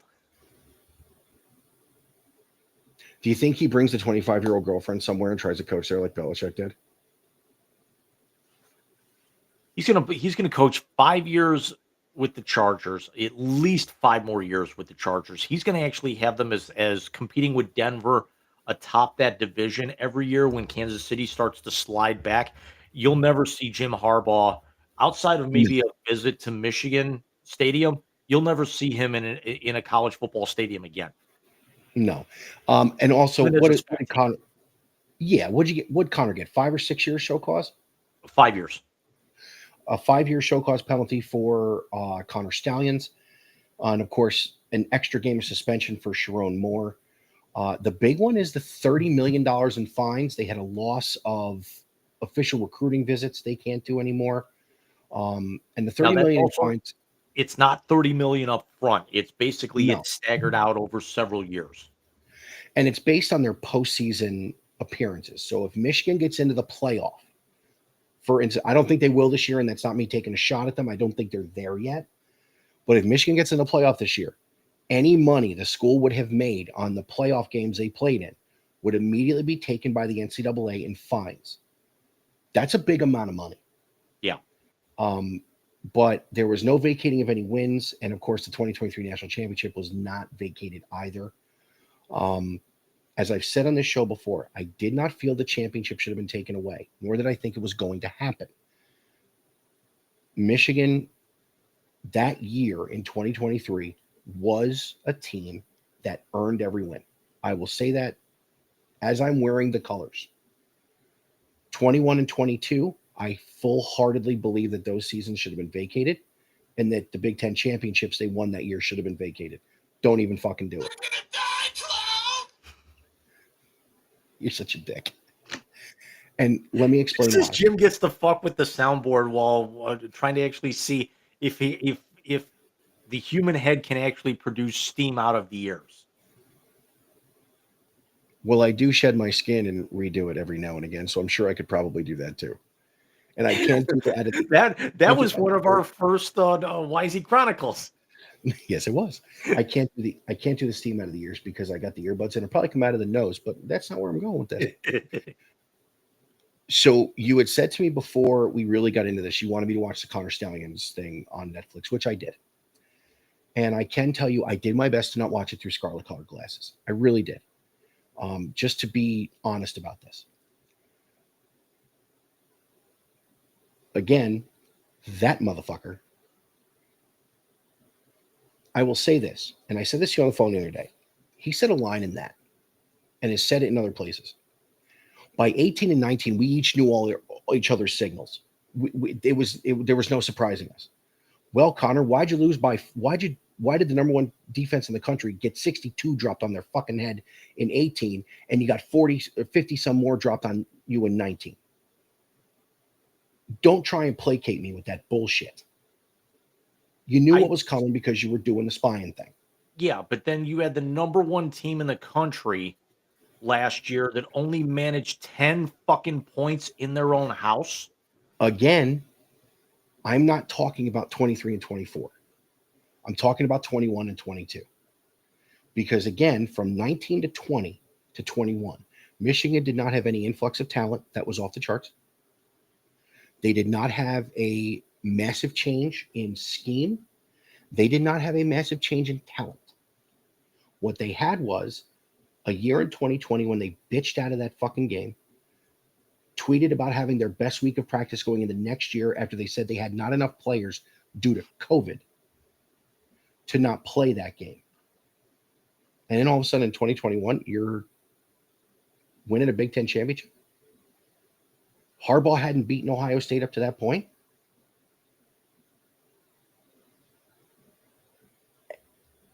Dude. Jim, am I drunk or do you just not like it?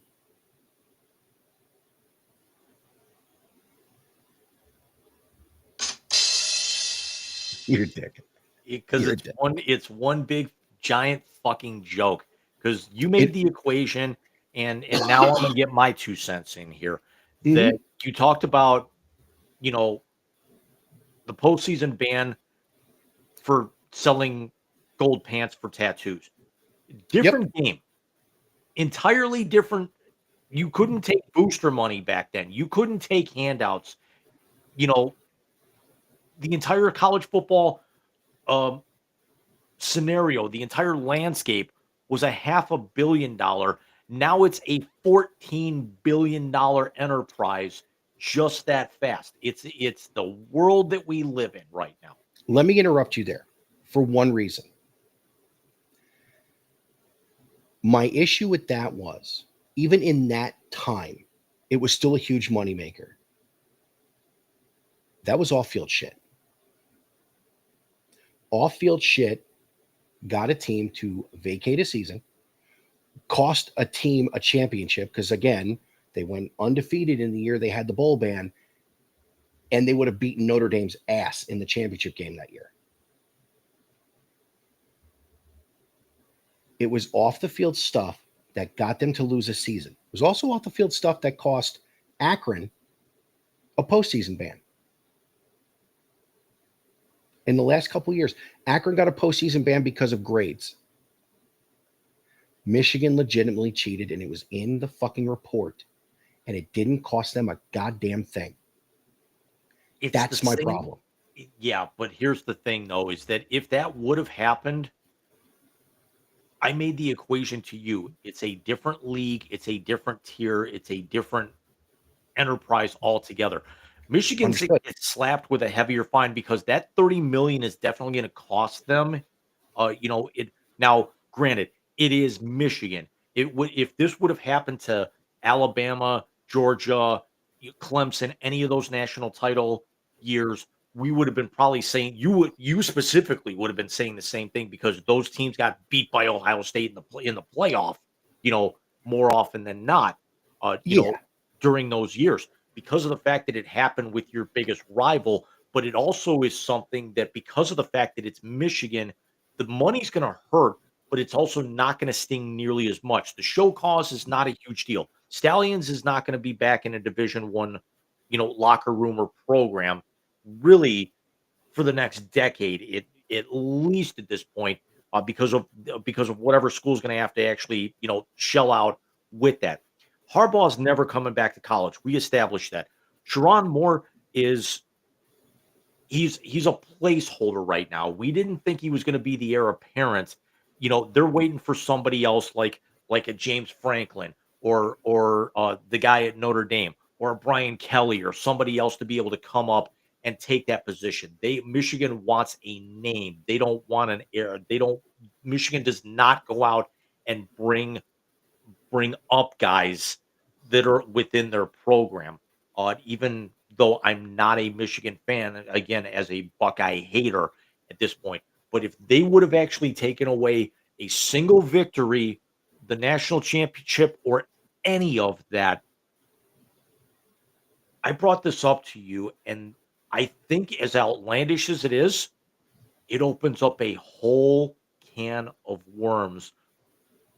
Who's to say that I can't remember who they beat, doesn't sue Louisville for getting their national basketball championship stripped away with the Patino scandal. Who's to say that the Los Angeles Rams don't sue the NFL because of the same thing that happened in a Super Bowl against the Patriots?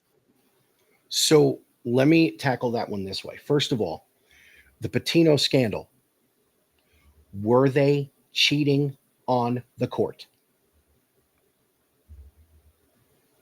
Yes or no? It was recruiting that led to it. Okay, not recruiting. They were using illegal players. Okay, so then they'd have something. The professional ranks are different. The Rams should have done something, as should the New York Yankees and the Los Angeles Dodgers from 2017. I agree with you wholeheartedly because, again, this is akin to what happened to Houston. Urban made a great point. He agrees with, and Urban made this point. So you know what kind of glasses he looks at Michigan with. Urban said he agrees with the punishment because it's not, you don't want to hurt the players who are there that weren't there then. I agree with that 100%. He's also a coach who's had to tell a team that players who were no longer there costs them a chance at a championship. So he's been on both sides of this as an analyst and as, unfortunately, a head coach. My problem with it, with your can of worms analogy, is this. You can't, the Rams would have sued the NFL and it would have gotten thrown out because the only way to fix that is to make them play again. The NCAA has a history of going back and saying, okay, you done fucked up here, well, we're going to wipe it off the record. And they've done it plenty of times. They did it to USC at Reggie Bush. They did it to SMU when they got the death sentence. They did it to Penn State until they had to settle out of court for something. Didn't they also do it to Texas in the wake of the Vince Young thing? No. Wasn't there no. something there? It wasn't Vince Young. It was after that. It was after that Okay. year. I know what you're talking about. They did it to Alabama years ago when Mike Shula was the head coach. They wiped out 3 years of seasons. I And think that that was, yeah, wasn't that the fallout from Gene Stallings? might have been because it was a recruiting violation that did it. Yeah. And see, Miami's been hammered before. Yeah. exactly. So this is my problem with it, Jim. And it's not because I'm a Buckeye fan. It is just number one, the NCAA has zero fucking teeth left at all. None. When it comes to football, anyway. Which is why I actually made the statement earlier that, quite honestly, in the grand scheme of things, college football, yes, it's a moneymaker, but unless you live in a market like a Columbus, like Eugene, like I mean, it's huge in the South. It's big in smaller areas like Iowa. In the grand scheme of It- things, it doesn't mean anything. It's It big in doesn't all the places. matter.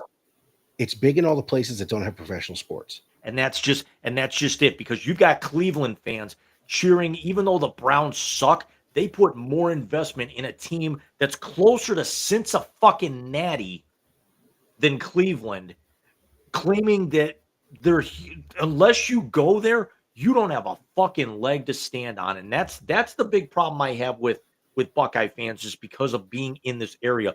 But it's also the elitist mentality, not just with Buckeye fans, but it's with every major program in the country. In Alabama, Mississippi, Kentucky, Tennessee. Tennessee's got an NFL team, and granted, Knoxville is 2 hours away from Nashville, if not further. It's at that point. And the Titans have not been very good. They've got one Super Bowl appearance in franchise history. My Rams beat them in the 2000 Super Bowl for the 1999 season. They've had a couple of good years under their belt. They've had some very strong, scenarios, but it's still going to be more of a college town because of the fact that their pro team has not been shit. There's when you actually get into larger markets or larger states and everything like that, nobody pays attention to USC or UCLA, even when they're on top. Because why? Because you had the Raiders, you got the Niners, you got the Rams, you got the Chargers all in that state to pay attention to. Nobody pays attention to Texas football in the grand scheme of things. It's big, but nobody pays attention because you got the Dallas fucking Cowboys. Speaking of inept things. Correct. Yeah. Yes. So, but my problem is, and this is with the penalty in itself, and it's not about where it was. This could have been fucking Division II. This could have been Mount Union and John Carroll, and I'd still have the same fucking point to this. It's simply that you had dead to rights, an actual cheating thing, Jim. Not a recruiting violation. Because I thought Harbaugh's suspension for the fucking hamburger was the stupidest goddamn thing this side of Deflategate. But again, bringing up Deflategate, Brady was not suspended because of it. He, said something to somebody they didn't like. He actually had a competitive advantage, and that's what this was about. You just handed a team that had a competitive advantage for 2 full seasons that we know of. Basically, well, we're going to fine you. A coach who's never going to coach in this level again he's going to have to. The school's going to have to show cause to hire him. This dude who basically ran this scheme, we know he's got no football acumen, but we're going to make people have to really go through the ringer to hire him. And we like that you suspended the guy for 2 games of his choosing this year, but we're going to add 1 more the following season, whenever the fuck you feel like it. That's my problem. And again, I know you think I'm coming at this, looking at it through scarlet glasses. And part of it, yes, absolutely is. But the part of it that is still pissed about the Houston Astros, that's the part that thinks is the biggest slap in the face to the teams they played. Well, if they're trying to be like the NFL's minor league system, I think we can both be in agreement to kind of put this to bed a little bit here, that they basically took the playbook right from the NFL for how they sanction. Look at what happened in this city 3 years ago. They actually the NFL dropped the hammer with an independent arbitrator on a quarterback and basically ended up ruining his new team's entire season by breaking him off, even though, and the independent arbitrator came out and said, "Yeah, nothing happened in the courts, but you sexually assaulted these women. I recommend that you be gone for the year," and the league still gave him 11 games. Really, what the NC2A kind of did to Michigan here was kind of out of the same playbook. You can't go back and change what happened, but you can definitely drop the hammer to make sure that they don't have the ability to build off of the fruits of this. And I understand it's not fair, but it's the hand that you're dealt. You have a CEO that basically insider trades $1 billion and gets fired. Guess what? The company goes to shit. The company may not go under. The company's still going to need actually time to recover. Are they going to basically every employee at that company has the ability to go out and find other jobs? They can stay where they are. It's not like they're going to end up, giving back all their PTO and their salaries and everything. That's kind of the same as what's happening here. You're basically taking the money away from Michigan, but Michigan's still going to be able, because of the fact that they are Michigan, they're still going to be able to draw in the revenue to be able to kind of counterbalance the fines over the course of the next 10 years here with this. They're going to get past the show cause because none of those guys are going to be there. Shamar Moore's not going to be there in the next couple of years. So it's not even going to be it's not going to be an issue. Harbaugh, we said, is not coming back. Stalions is not coming back.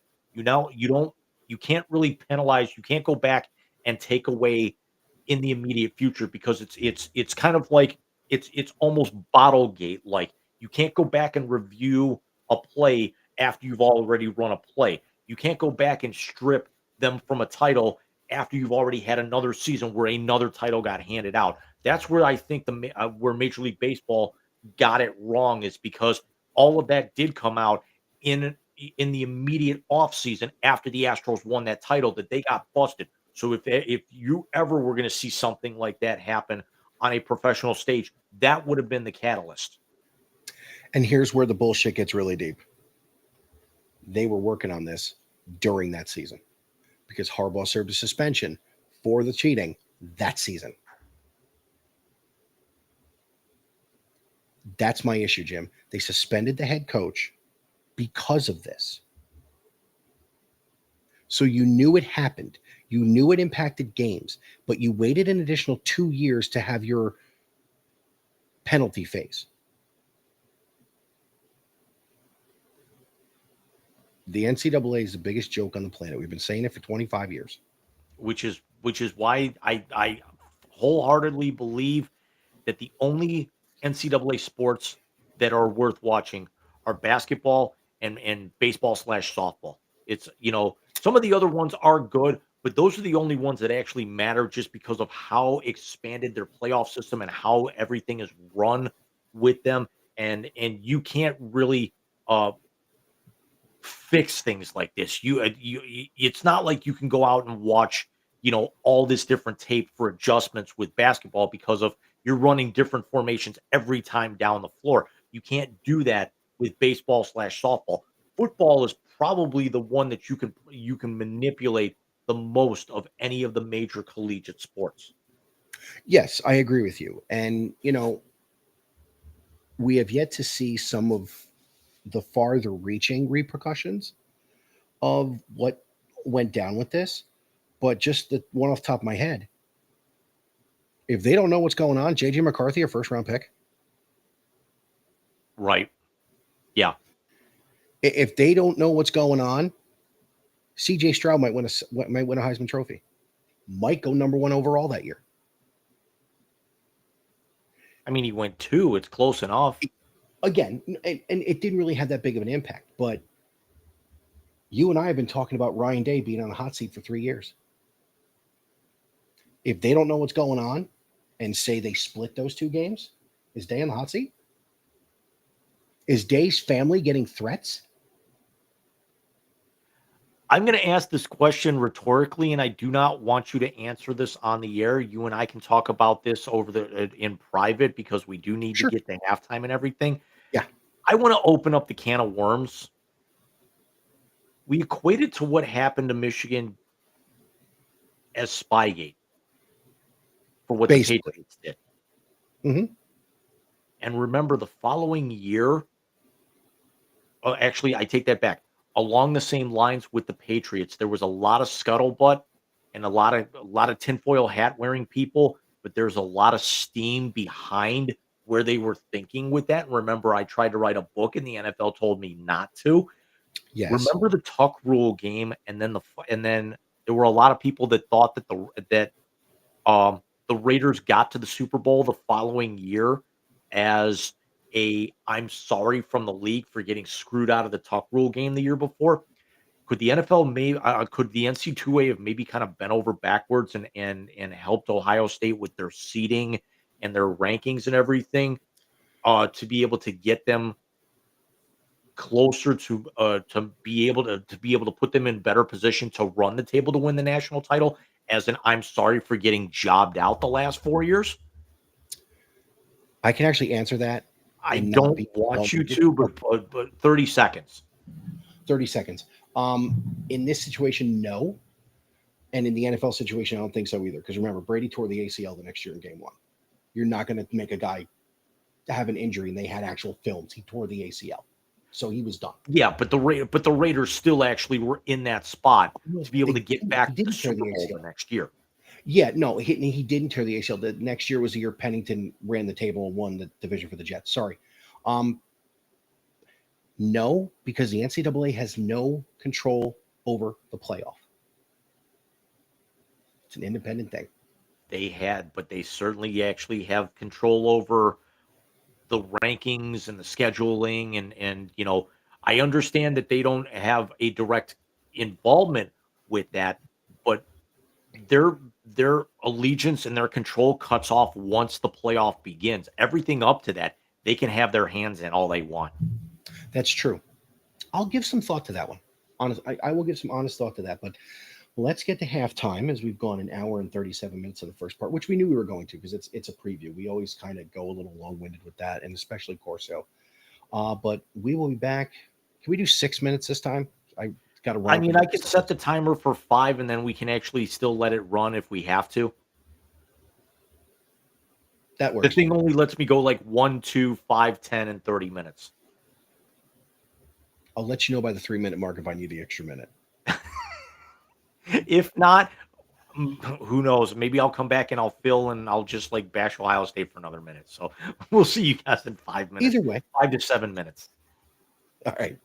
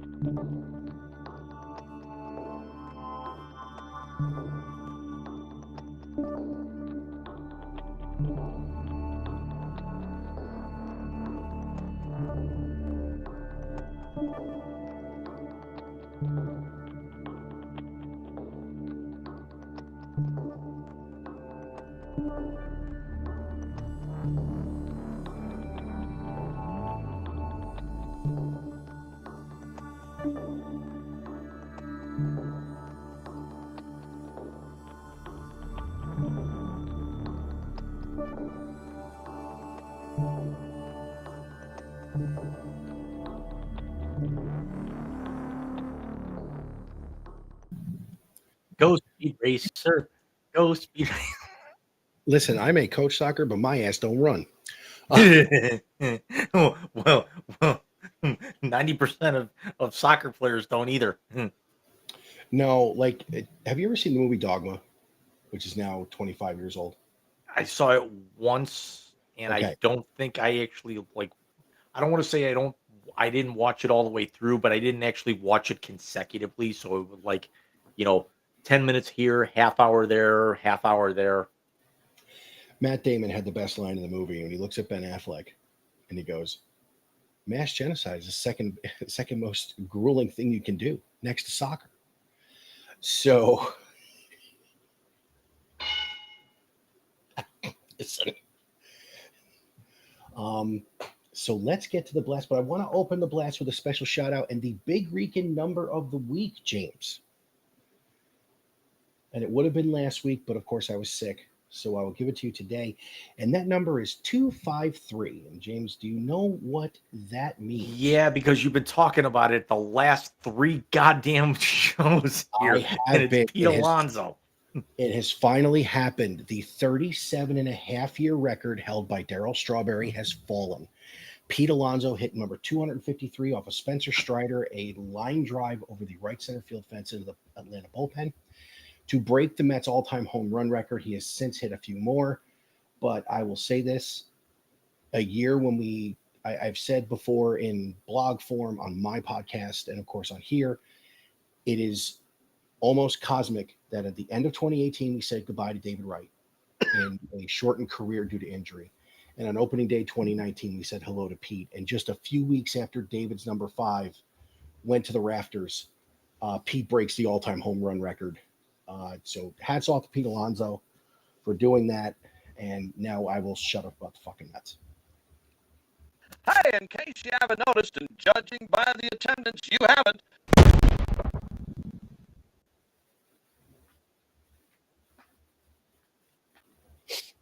So this All way right. it was not officially part of the blast. Yes. So tonight's blast is actually not that heavy. We haven't done a heavy blast in a while, dude. I mean, it's you figure with being off last week, I want to say what? That's like 4 out of the last 7 weeks we've been off. Yeah, I'm sorry. I'm a slacker. I apologize. I mean, we had our summer vacation in there as well, and we're gonna do next week because I mean, I was actually thinking, wait, do we take next week off because it's a holiday weekend? Ah, fuck it, we got to do a show anyway. And considering none of us have to get up early on Monday, Right. we're going to do this. So tonight's blast, we're going to leave that first thing for last. Fucking epic. But let's start in the middle. Mr. Fleetwood. That's 10 million. Tommy Fleetwood has 7 career wins on the European Tour. He got his first ever PGA Tour win at the biggest tour of them all in the 2025 season. I'm not saying he didn't win at all on tour this year. I'm saying he has never won on the PGA Tour stateside until today. Tour championship, right? Correct. For a guy who finished second at 2 of the majors, finished third in another one, his long-standing nightmare is over. He's got his first title. Congratulations. And now, correct me if I'm wrong, but the FedEx Cup is much like, I have a 4-year-old. I almost said the Piston Cup. Much like the championship in NASCAR and or IndyCar. It's points based on where you land. Okay. So points based on where you land on the leaderboard, and then you can put it over the top. So you don't have to win a ton. You can, obviously, with him, you can win one. Like I want to say Scotty won 5 times this year and didn't actually come away with the FedEx title because it's I don't think it's staggered how like NASCAR is, because NASCAR finished their regular season yesterday in Talladega. So now they're officially into the playoffs, but it's still something where everyone's going to be there, but it's going to be that Mario Kart kind of king of the hill scenario that they're going to be able to chop the field down every week, but it's not like you don't get to play. In the PGA, it does happen. So they were trimming guys, they were trimming the top 124 players or 28 or whatever. They chop them every week, and then Fleetwood wins this week. He wins earlier today and walks away with $10 million and for not ever having won a PGA Tour event until today, and is now a seasoned champion. Yeah, I mean, listen, sorry, the hats just make my head itch when I shave. But that's a great accomplishment, man, for a guy who had never won to finally put it all together. And not only do you get the purse from the Tour Championship, but you get the 10 million on top of it. What's a $12 million day? Tommy Fleetwood has a career PGA Tour record in the past 100 years. He has 30 top 5 finishes without ever having won a tournament. So this is not just some guy who came out of nowhere. He has been a consistent player on tour for years. And I want to say, of those, and not counting the British Open, I want to say at least 4 of those top 5 finishes have been in majors, PGA sanctioned majors. That's amazing.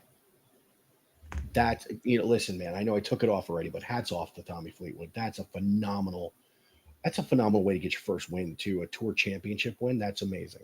Yeah, best results. Actually, hang on one second. I want to see his results in majors. Top 5 finish: 4th in 2017 at the U.S. Open, 2nd in 2018, runner-up at the Open Championship in 2019, finished tied for 5th at the PGA Championship in 2022. Oh yeah, a month and a half later, finished tied for 4th at the Open Championship. Finished tied for 5th at the U.S. Open in 2023. finished tied for 10th at the Open Championship in 2023, finished tied for third at the Masters in 2024, and actually has missed the cut in 2 of his last 8 majors. He missed the cut at the Open last year, and he missed the cut at the US Open this year. This was not an ideal year for Tommy Fleetwood. His 4 results in the majors this year: 21st at Augusta, 41st at the PGA, missed the cut at the US Open, and 16th at the British Open. Jeez. So no, really, he needed to win today to win that. And he's also got 2 previous top 10 finishes in the Players Championship. Oh, does he really? Wow. Yeah. Man, that's amazing. That is so cool. I mean, he's going to be one of the feature players for the Ryder Cup next month. Oh shit, that's right. It's a Ryder Cup year too. We're going to Who's be the talking about that next month too. Who's the captain this year? Is it Eldrick? Keegan Bradley and Luke Donald. Good God. Bradley will be a first-time captain and is the youngest U.S. captain since Mr. Half and Half, Jack Nicklaus. No, really, it was Arnold Palmer. Since in 1963, and Donald will be captaining his second consecutive Ryder Cup team for Team Europe. And remember, Team Europe is the defending champions. Arnold Palmer? No, Jack Nicklaus, but I get that all the time. The gift that keeps That's on going to be, I want to say maybe tomorrow, maybe Tuesday, because I've already hit my workout points for the week. I might go back and rewatch that tomorrow, but I might kind of skim through it and just to try to figure out all the different cameos that we talked about during our review that I missed the first time.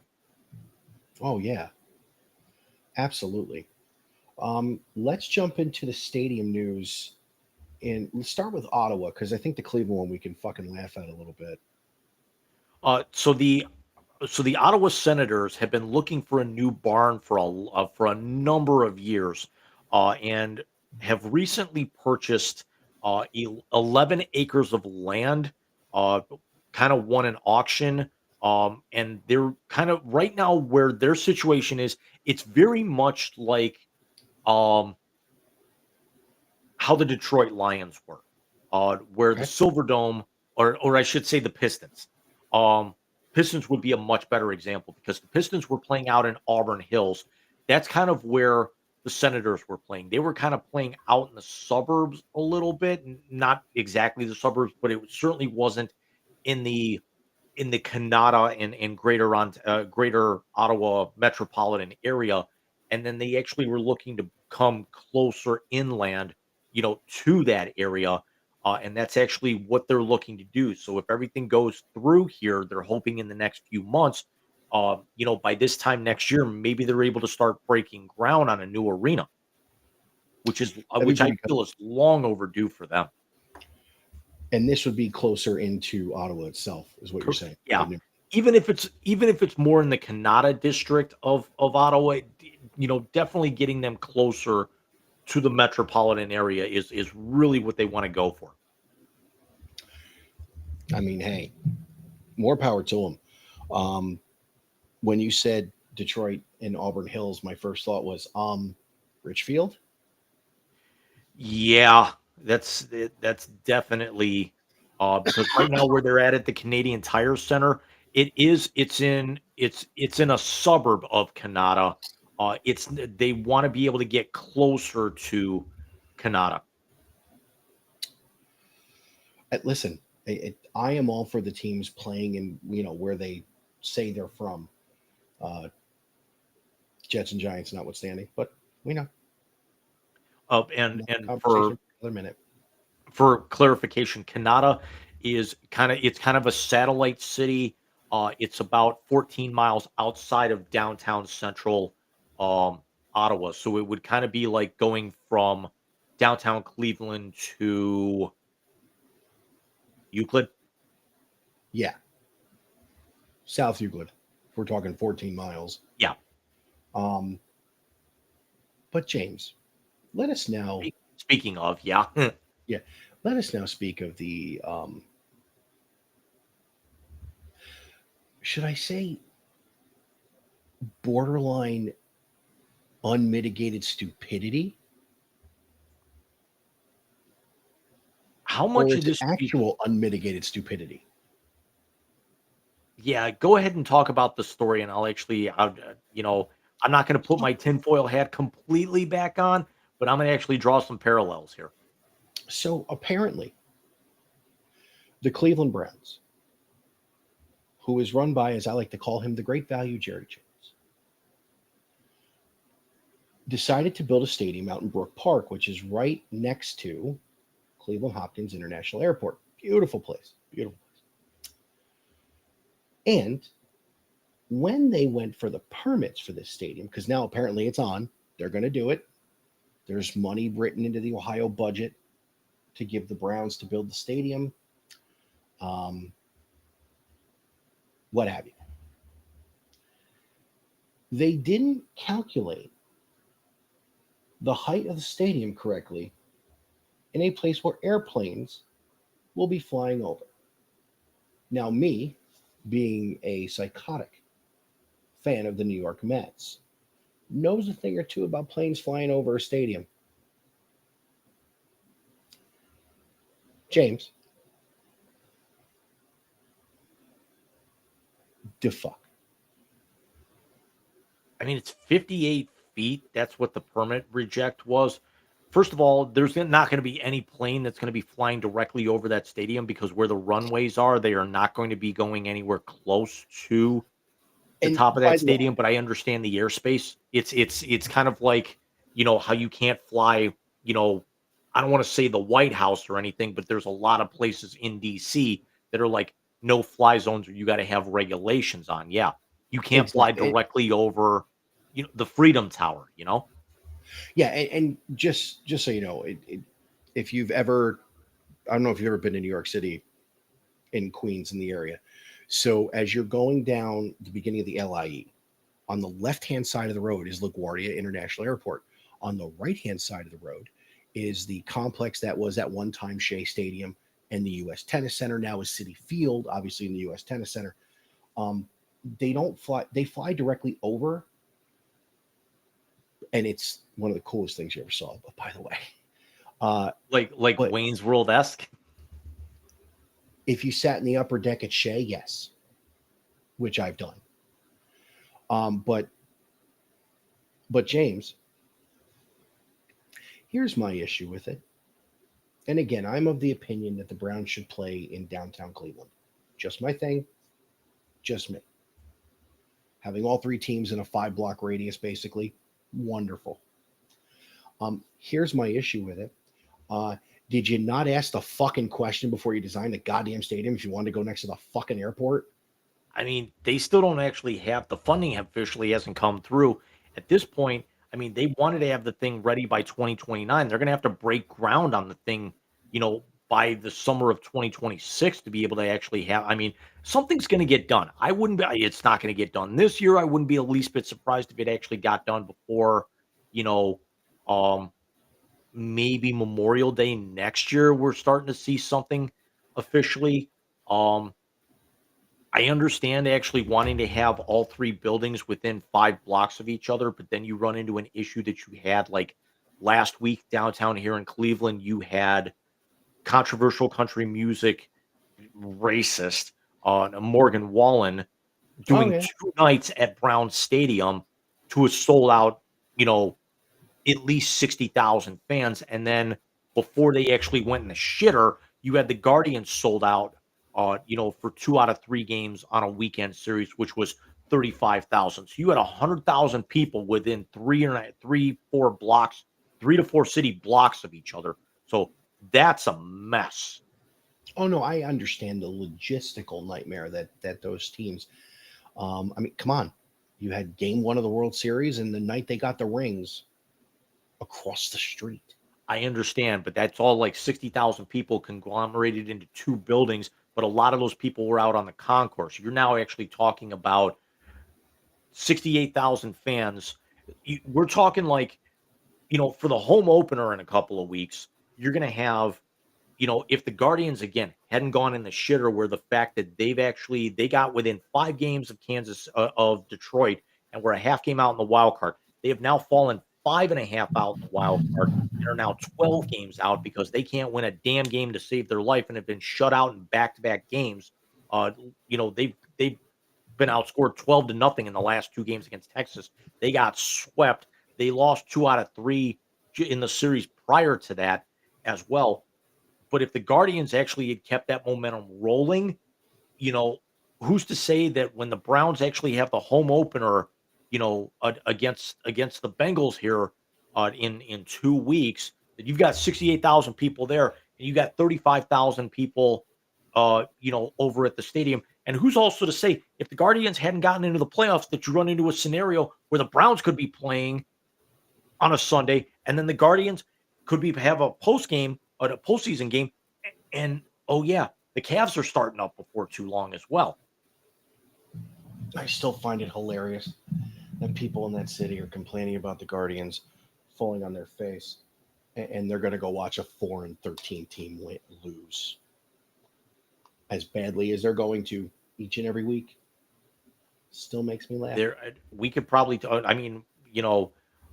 going to be too late to kind of go back and talk about this, but there are a lot of people now that are starting to question, and myself included, did Shedeur Sanders, for as much hype as he garnered, do enough to be able to make this roster? Because he looked atrocious yesterday.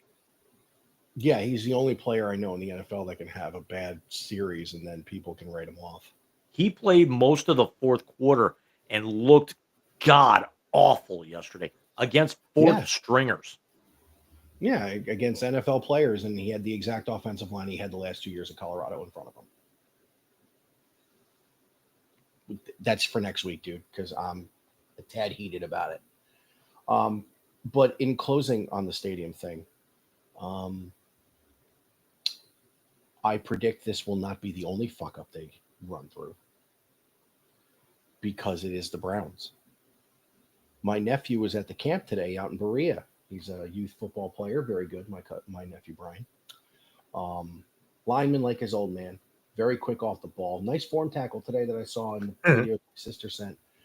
And my cousin Patrick then asked, "Are any of the players there helping?" And my response was, the last thing a youth football player who's trying to learn the game needs to have is players on the Cleveland Browns trying to help them. Do you want to know no one was offended by that? Nor should they. No, I agree.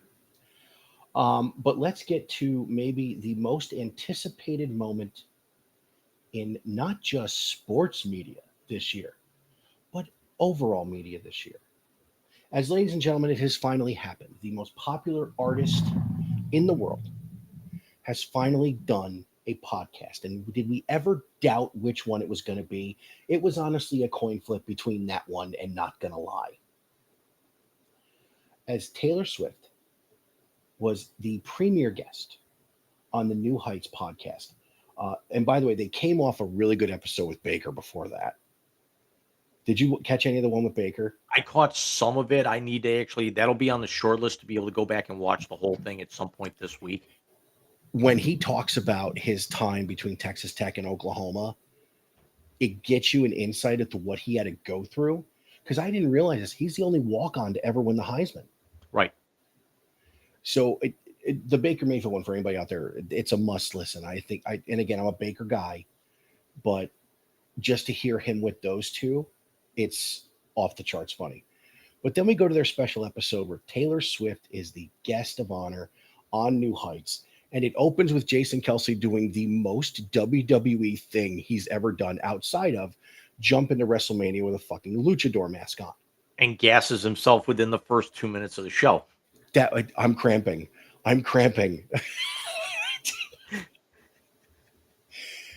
So not only is, not for nothing, I'm not a humongous fan of her music. Not my thing.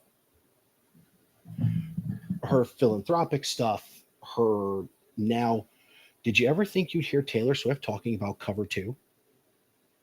Right. or Cover Zero or being the one to inform Travis of who the Chiefs drafted. Listen, she said, give me 16 months. I can be an analyst. I don't fucking doubt it. Right. It's just the way that she came off in that interview for everything. The football aptitude that she's Oh my actually God. if that's not a goal of, hey, shoot your shot, player, what's the worst that can happen? And when it works, it's the story that we all wish. It is literally the fairy tale that's come to life.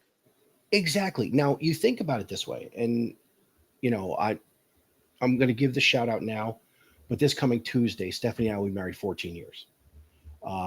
How she hasn't killed me yet, I don't know. I'm just lucky, I guess.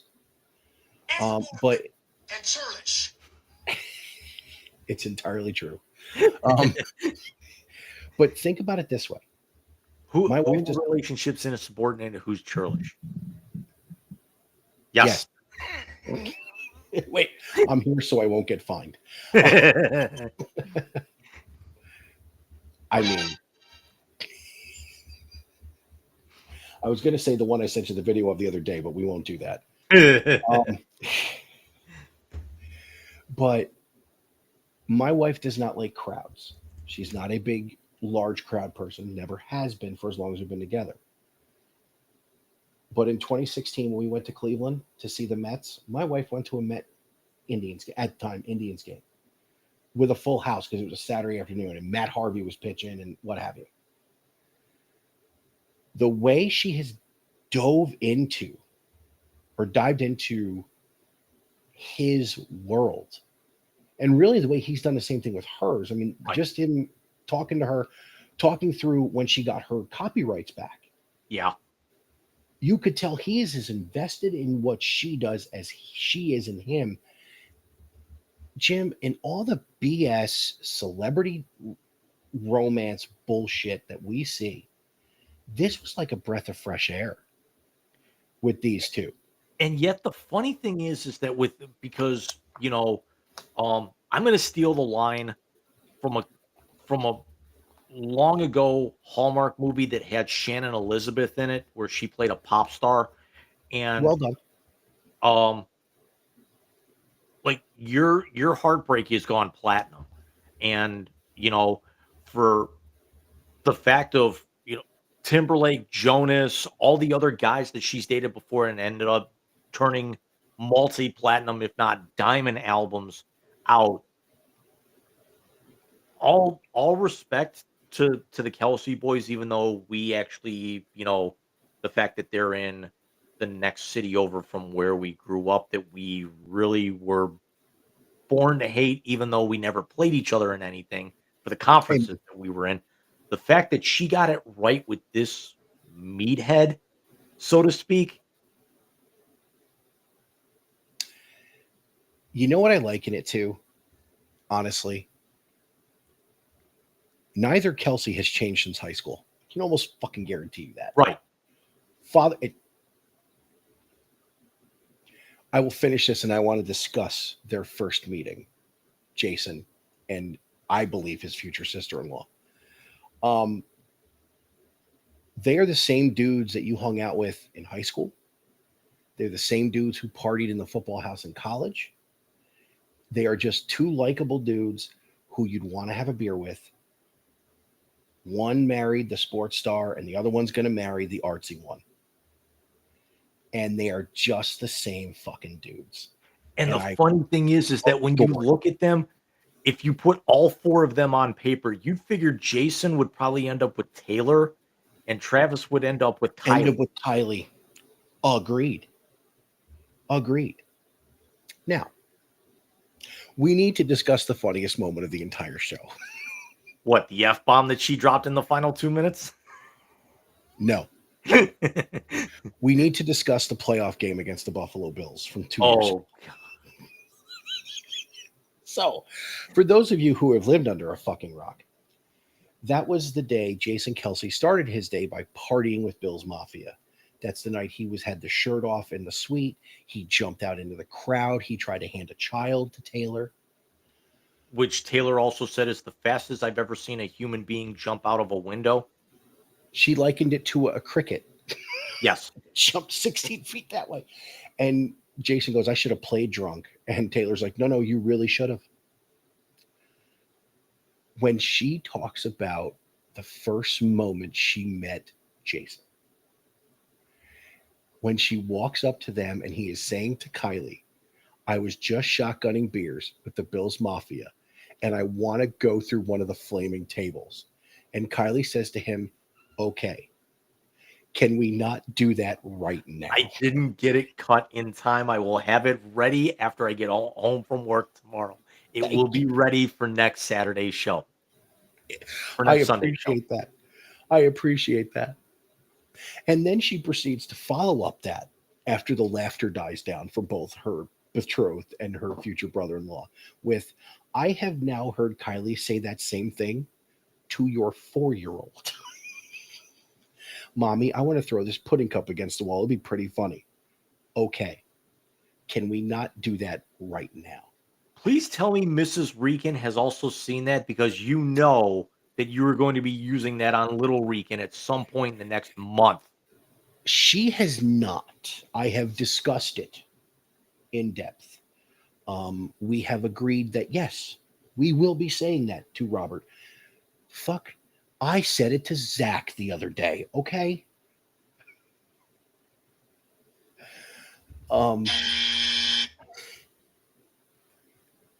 That's an off-air story, James. That's Trust me when yeah, but still, you don't say it to the 24-year-old. You say it to the 4-year-old. First of all, it's funnier. No, I think you'll enjoy this. But and then to debut her album, Power Move. I was, you know what? I listened to it live as I was playing the Xbox. And again, not a huge fan of her, the musician. Well, let me take it back. Not a fan of her music. As far as her musicianship, I'm a huge fan. Because, you know, you and I both have the music background where we can appreciate that.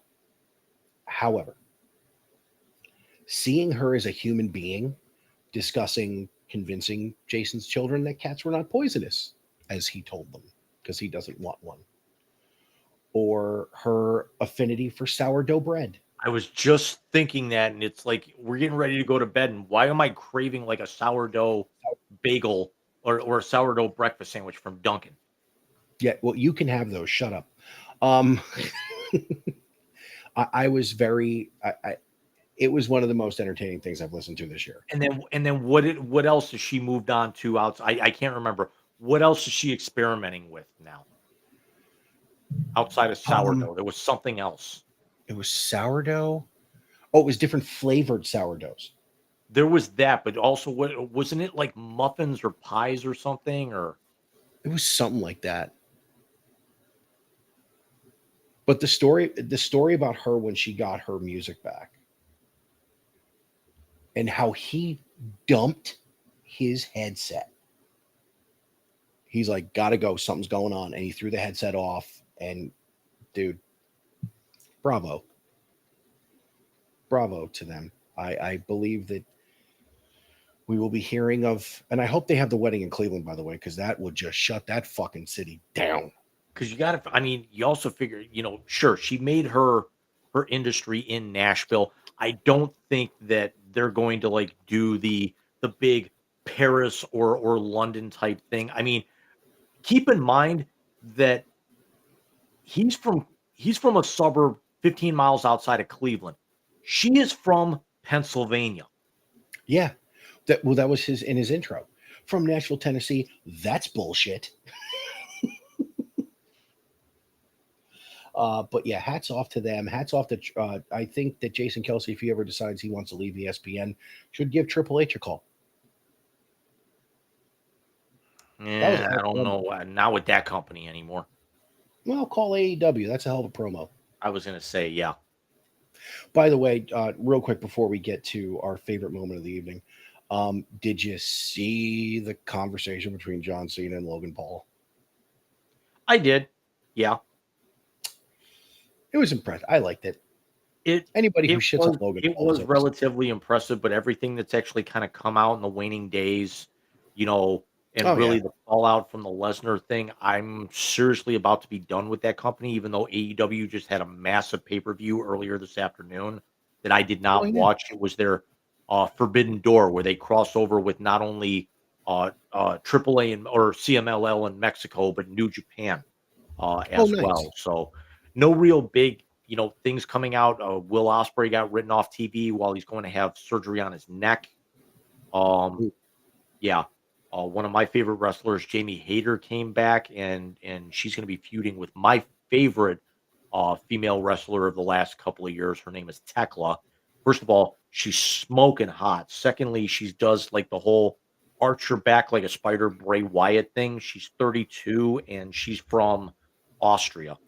Um, Jesus. and the girl is just flat out talented. She was like one of the most popular gaijin in New Japan for the last several years. Nice. Nice. But James, we are at 2:16 and 30 seconds. With Saeed. It's time for band practice, sir. Would you shut up and just push the button already? No, God! No, God, please, no! No! No! No! It's the YZ Translator on the Wise Guys Sports Show. I'm forever unclean. I also need to correct myself. That was more East Side because remember 440 is further west. Yes, it is. Yes, it is. And ladies and gentlemen, that music means only one thing. It is the YZ Translator. It is the last segment of the night because it's the best segment of the night because it's the last segment of the night.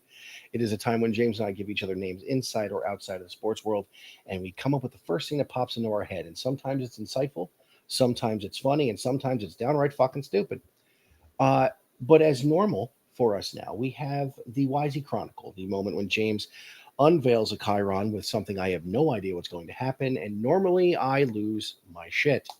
So, James, if you would please, this evening's Chronicle, which I'm guessing was from last week too. So again, I apologize. I mean, it still holds water, but Oh, good.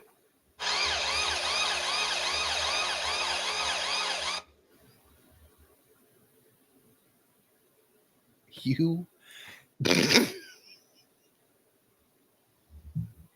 If you would have pulled out the song from the show.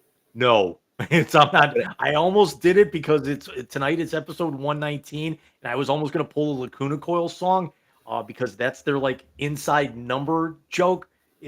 We were going to get one copyright. I didn't need the whole goddamn show getting censored. If you would have unveiled that and I would have heard do up, do. I've actually been going back and playing the old school Where in the USA is Carmen Sandiego. I found a browser version of it. No shit. I worked my way up to a detective. I've got about 7 cases left to go before I can catch Carmen. Nice. And the Nice. Netflix series is pretty good too. Oh, is it really? Yeah. Now They have another season coming this fall. Oh wow. Now the Chief, who was on there, of course, Lynn Thigpen, who they stopped that show, and of course, The District with Craig T. Nelson, and one I watched with Bobby. She was the voice of the Moon, Luna, on Bear in the Big Blue House. So, yeah, we had a lot of Lynn Thigpen in the 90s. She was the She best. passed away a few years ago, didn't she? It was literally during the run of all three of those shows. It was early 2000s. 2003. Okay, it's been a lot longer than I thought. Yeah, it was early 2000s because that's when. You know what it is? I get her to this day. I get her confused because you can kind of see a little bit of them in each other with Esapathia Matheson from Law and Order. Yes, she's still in Chicago Med, by the way. Yes. So James, I'm going to give you the first name in tonight's YZ Translator, and I'm going to go to the world of the NFL, and I'm going to ask you your first thought on that crazed man that he is, the GM of the Philadelphia Eagles, Howie Roseman.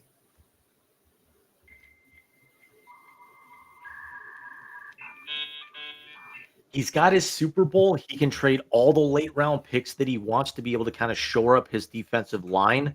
Um, it works for him because they are still the class of the NFL. Bill, I know it's not going to hold a whole lot of water by the time we get to next week, but Bill Barnwell put up a really good article on ESPN about 5 teams that are expected to slide back from having success last year, and he has the Washington Commanders amongst them. He also has the Detroit Lions, but but it's also the fact of, the Lions are an elite team in a good division, but nobody else is going to come up anywhere, close to challenge them. So it's going to be like what we thought the Bills were going to be last year. But the fact of the matter is, nobody's thinking that this is not Philadelphia's division to lose next year, even with the Cowboys always kind of being there and never really being there. And Washington, I'm not saying Washington is going to slide back like the Browns did after their success of getting, to the playoffs a couple of years ago. They've got a lot of the same dichotomy, but it's still the loaded Philadelphia freaking Eagles at this point. They are hands down the best team in the NFC, and Detroit's going to have to come up to even be able to challenge them this year. I agree with you 100%. And by the way, he also got Sam Howell out of that too today. I mean, come on, man. Howie, it just ain't fair. Carson Wentz signs with Minnesota, today, to be able to grab Sam Howell as kind of a temporary backup if you need to be able to get him some mop up time. You're still going to be able to squeeze a little bit out of him, where you can. And I can't believe we're saying that for a guy who was drafted in the 3rd round just a couple of years ago. We were never actually going to put him in the same idea that we're talking about Anthony Richardson already being a bust after just over 2 years, which we'll talk about next week. I wrote about in the blog yesterday.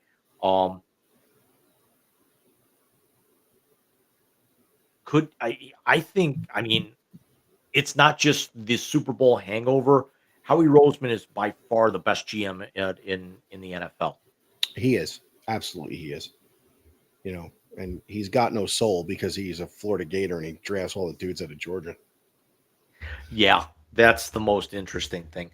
Michael, your first name in the YZ translator, we talked about earlier, we hinted in the blast of somebody possibly getting broken off that was a highly touted draft pick.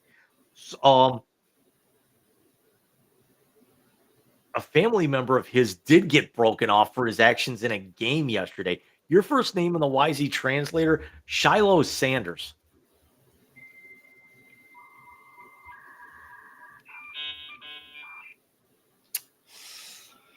Maybe we shouldn't make fun of our brother for speeding not on the field and throwing punches at douchebags who aren't going to play anyway on the field. Good God. Look, he's going to catch on somewhere. But he may still catch on back in Tampa. This may be here, we're going to wave you, throw you on the practice squad, and if we need you, we'll come get you. But you're fighting for a roster spot as a non-drafted guy. Why the fuck are you doing that? Especially against a 3rd or 4th string tight end who's going to be a practice squad guy in Buffalo, as loaded as they are between Dawson Knox and Dalton Kincaid, 2 perennial Pro Bowlers. If their name wasn't Kelsey, at that particular point coming out of that conference. But how dumb do you have to be to throw? First of all, we talk about that basketball players are the worst fighters because all they do is just flail around. How stupid are football players sometimes to try and throw punches at helmets? Yeah. That'd be the equivalent of the NHL of players getting into fights while, eventually with player safety, I would say within the next 10 years, you're going to see players wearing full cages. Yeah, that'd be like someone not dropping the gloves and throwing a punch at a guy's cage. But then again, you don't see a whole lot of fights in the NHL anymore anyway. I mean, not nearly as much in the in recent years because it's more about skill than physicality. Yeah, it's definitely made the transition. But yeah, I couldn't believe that shit when I saw it. Just couldn't fucking believe it. And the fact that he got goaded by by that guy as well. That guy should be signed to the practice squad or be the third tight end just for the fact that he got a Sanders thrown out of a preseason game.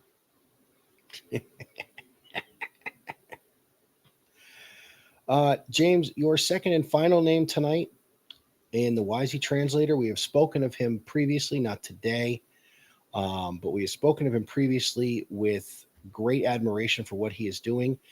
And your second name is now the all-time leader for single-season home runs by a catcher, the big dumper himself, Cal Raleigh.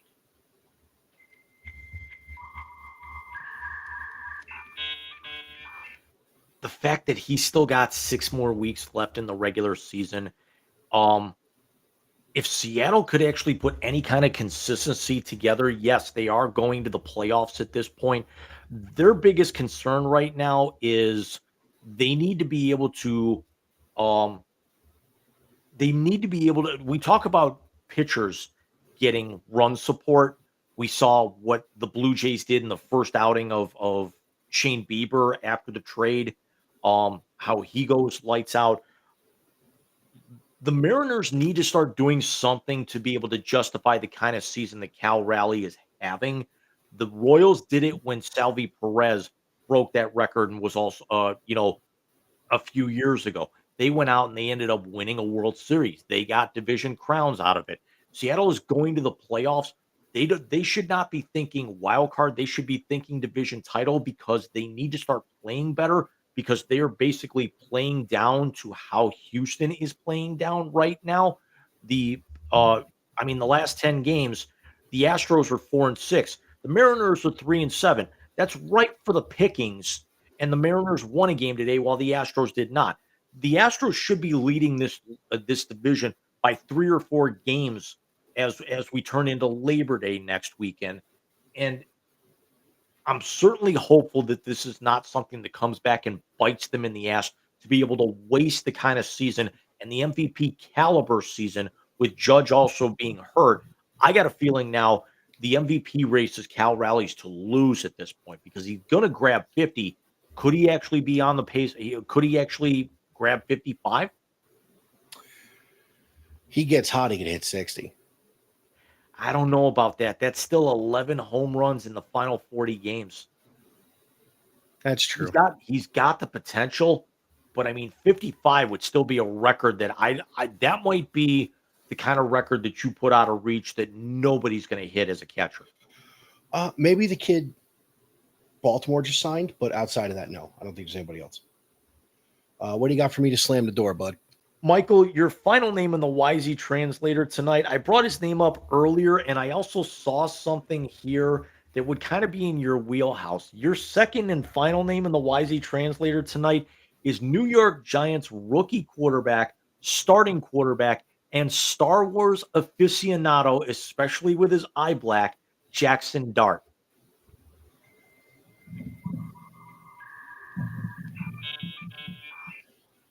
How dare you take Jameis's job, you son of a bitch? Did you see the story that I mentioned, though? I did not. Do you know why Jackson Dart does his eye black the way that he does? Is it Darth Vader or one of the Ewoks? I can't. It's he does his eye black because he's such a Star Wars fan that he wanted it to look like Anakin with the scar over his eye. Oh, yeah. Makes sense now that I see that. We should bring that up next week with someone. Certainly. And it's yeah, he took Jameis's job, but I mean, both the New York jobs were ripe for the pickings anyway. And go out there and see what he can do. You're certainly not going to contend in that division. You've got hopefully your franchise quarterback. See what he can do. Hopefully he doesn't get busted up with the 3 defenses in that division. Well, I think he's going to sit because Russ is going to play. But I'll be honest with you, I think that will help him. There are too many guys, we've talked about it, too many guys drafted early, thrown right in. I think that was Richardson's problem too. Same thing with Danny Dimes. Same thing with same thing with Baker. But this could help him. But yeah, Jackson Dart was very, very good this preseason. I was very impressed. But we've been teasing it all night, James. Next week, episode 120 is the Wise Guys. It's our 5th NFL preview. I believe so. I'm going to have to go back and look, but it's close. It is either our 4th or 5th annual NFL preview, as we will not only dive into the upcoming NFL season, but we are going to do it in style because, ladies and gentlemen, the Horsemen will ride again.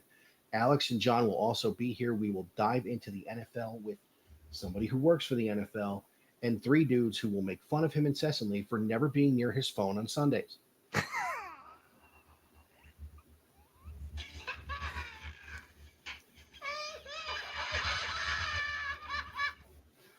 We will also have a couple minutes to look back at the 3 top 10 matchups in college football next week.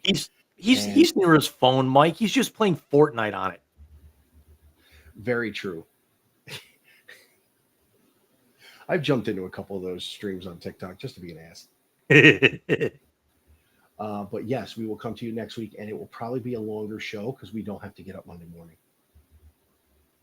We may actually start earlier. We don't know yet. We'll figure something out by midweek. We'll figure out by midweek, but it will be a Horseman episode. The boys will ride again. We will have NFL wall to wall with the exception of maybe a little bit of college football, but next week will be NFL wall to wall, not only in the hat trick, but also in blast as we dive into the upcoming NFL season, which will take up most of the rest of our year, really, here on the Wise Guys. Something else I was going to say. I just totally forgot. It's late. We're tired. No shit. But James, good show, my friend. Thank you again for last week. I would much rather have been on here. It was kind of welcome with the fact that of going back to work the next day for the first time in 10 days. Oh, that's right. You had to work the next day. Although you weren't without your funny last week, as you sent me a text at 9:30 checking on me, asking me how I was doing, and then saying, "What do you mean? Show in 5 minutes?" Yeah, that was highly entertaining. And then the profanity bomb that I actually got sent back 35 seconds later. I'm nothing if not predictable.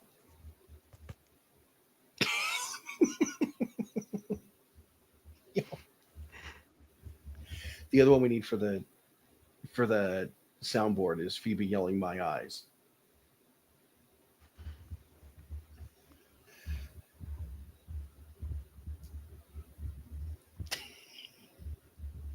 And Taylor, let's not do this right now. Done. The last thought I have for you is just left my brain, so I guess I'll have to save that for another time. I had very quick note here, and I was going to bring it up in the translator. Did you see what happened with the Savannah Bananas over the weekend? I did not. Kelsey Whitmore, does that name ring a bell? Vaguely. She was the star pitcher for the star female pitcher that came up through the minors and everything, and was she threw a scoreless inning that actually featured 3 trick plays to cap off the it might have been the Firemen's win on Saturday in Baltimore. Nice. Very cool video. I will try and send it to you on Instagram here sometime tomorrow morning. I was watching it before we came on. Sounds good. I will definitely get into that. But we will see you guys next week with the full boat of the Horsemen to preview the NFL season. For Mr. JC Bluno, I am Big Rican signing off and saying good night. I'm not going to do it. Yeah. No.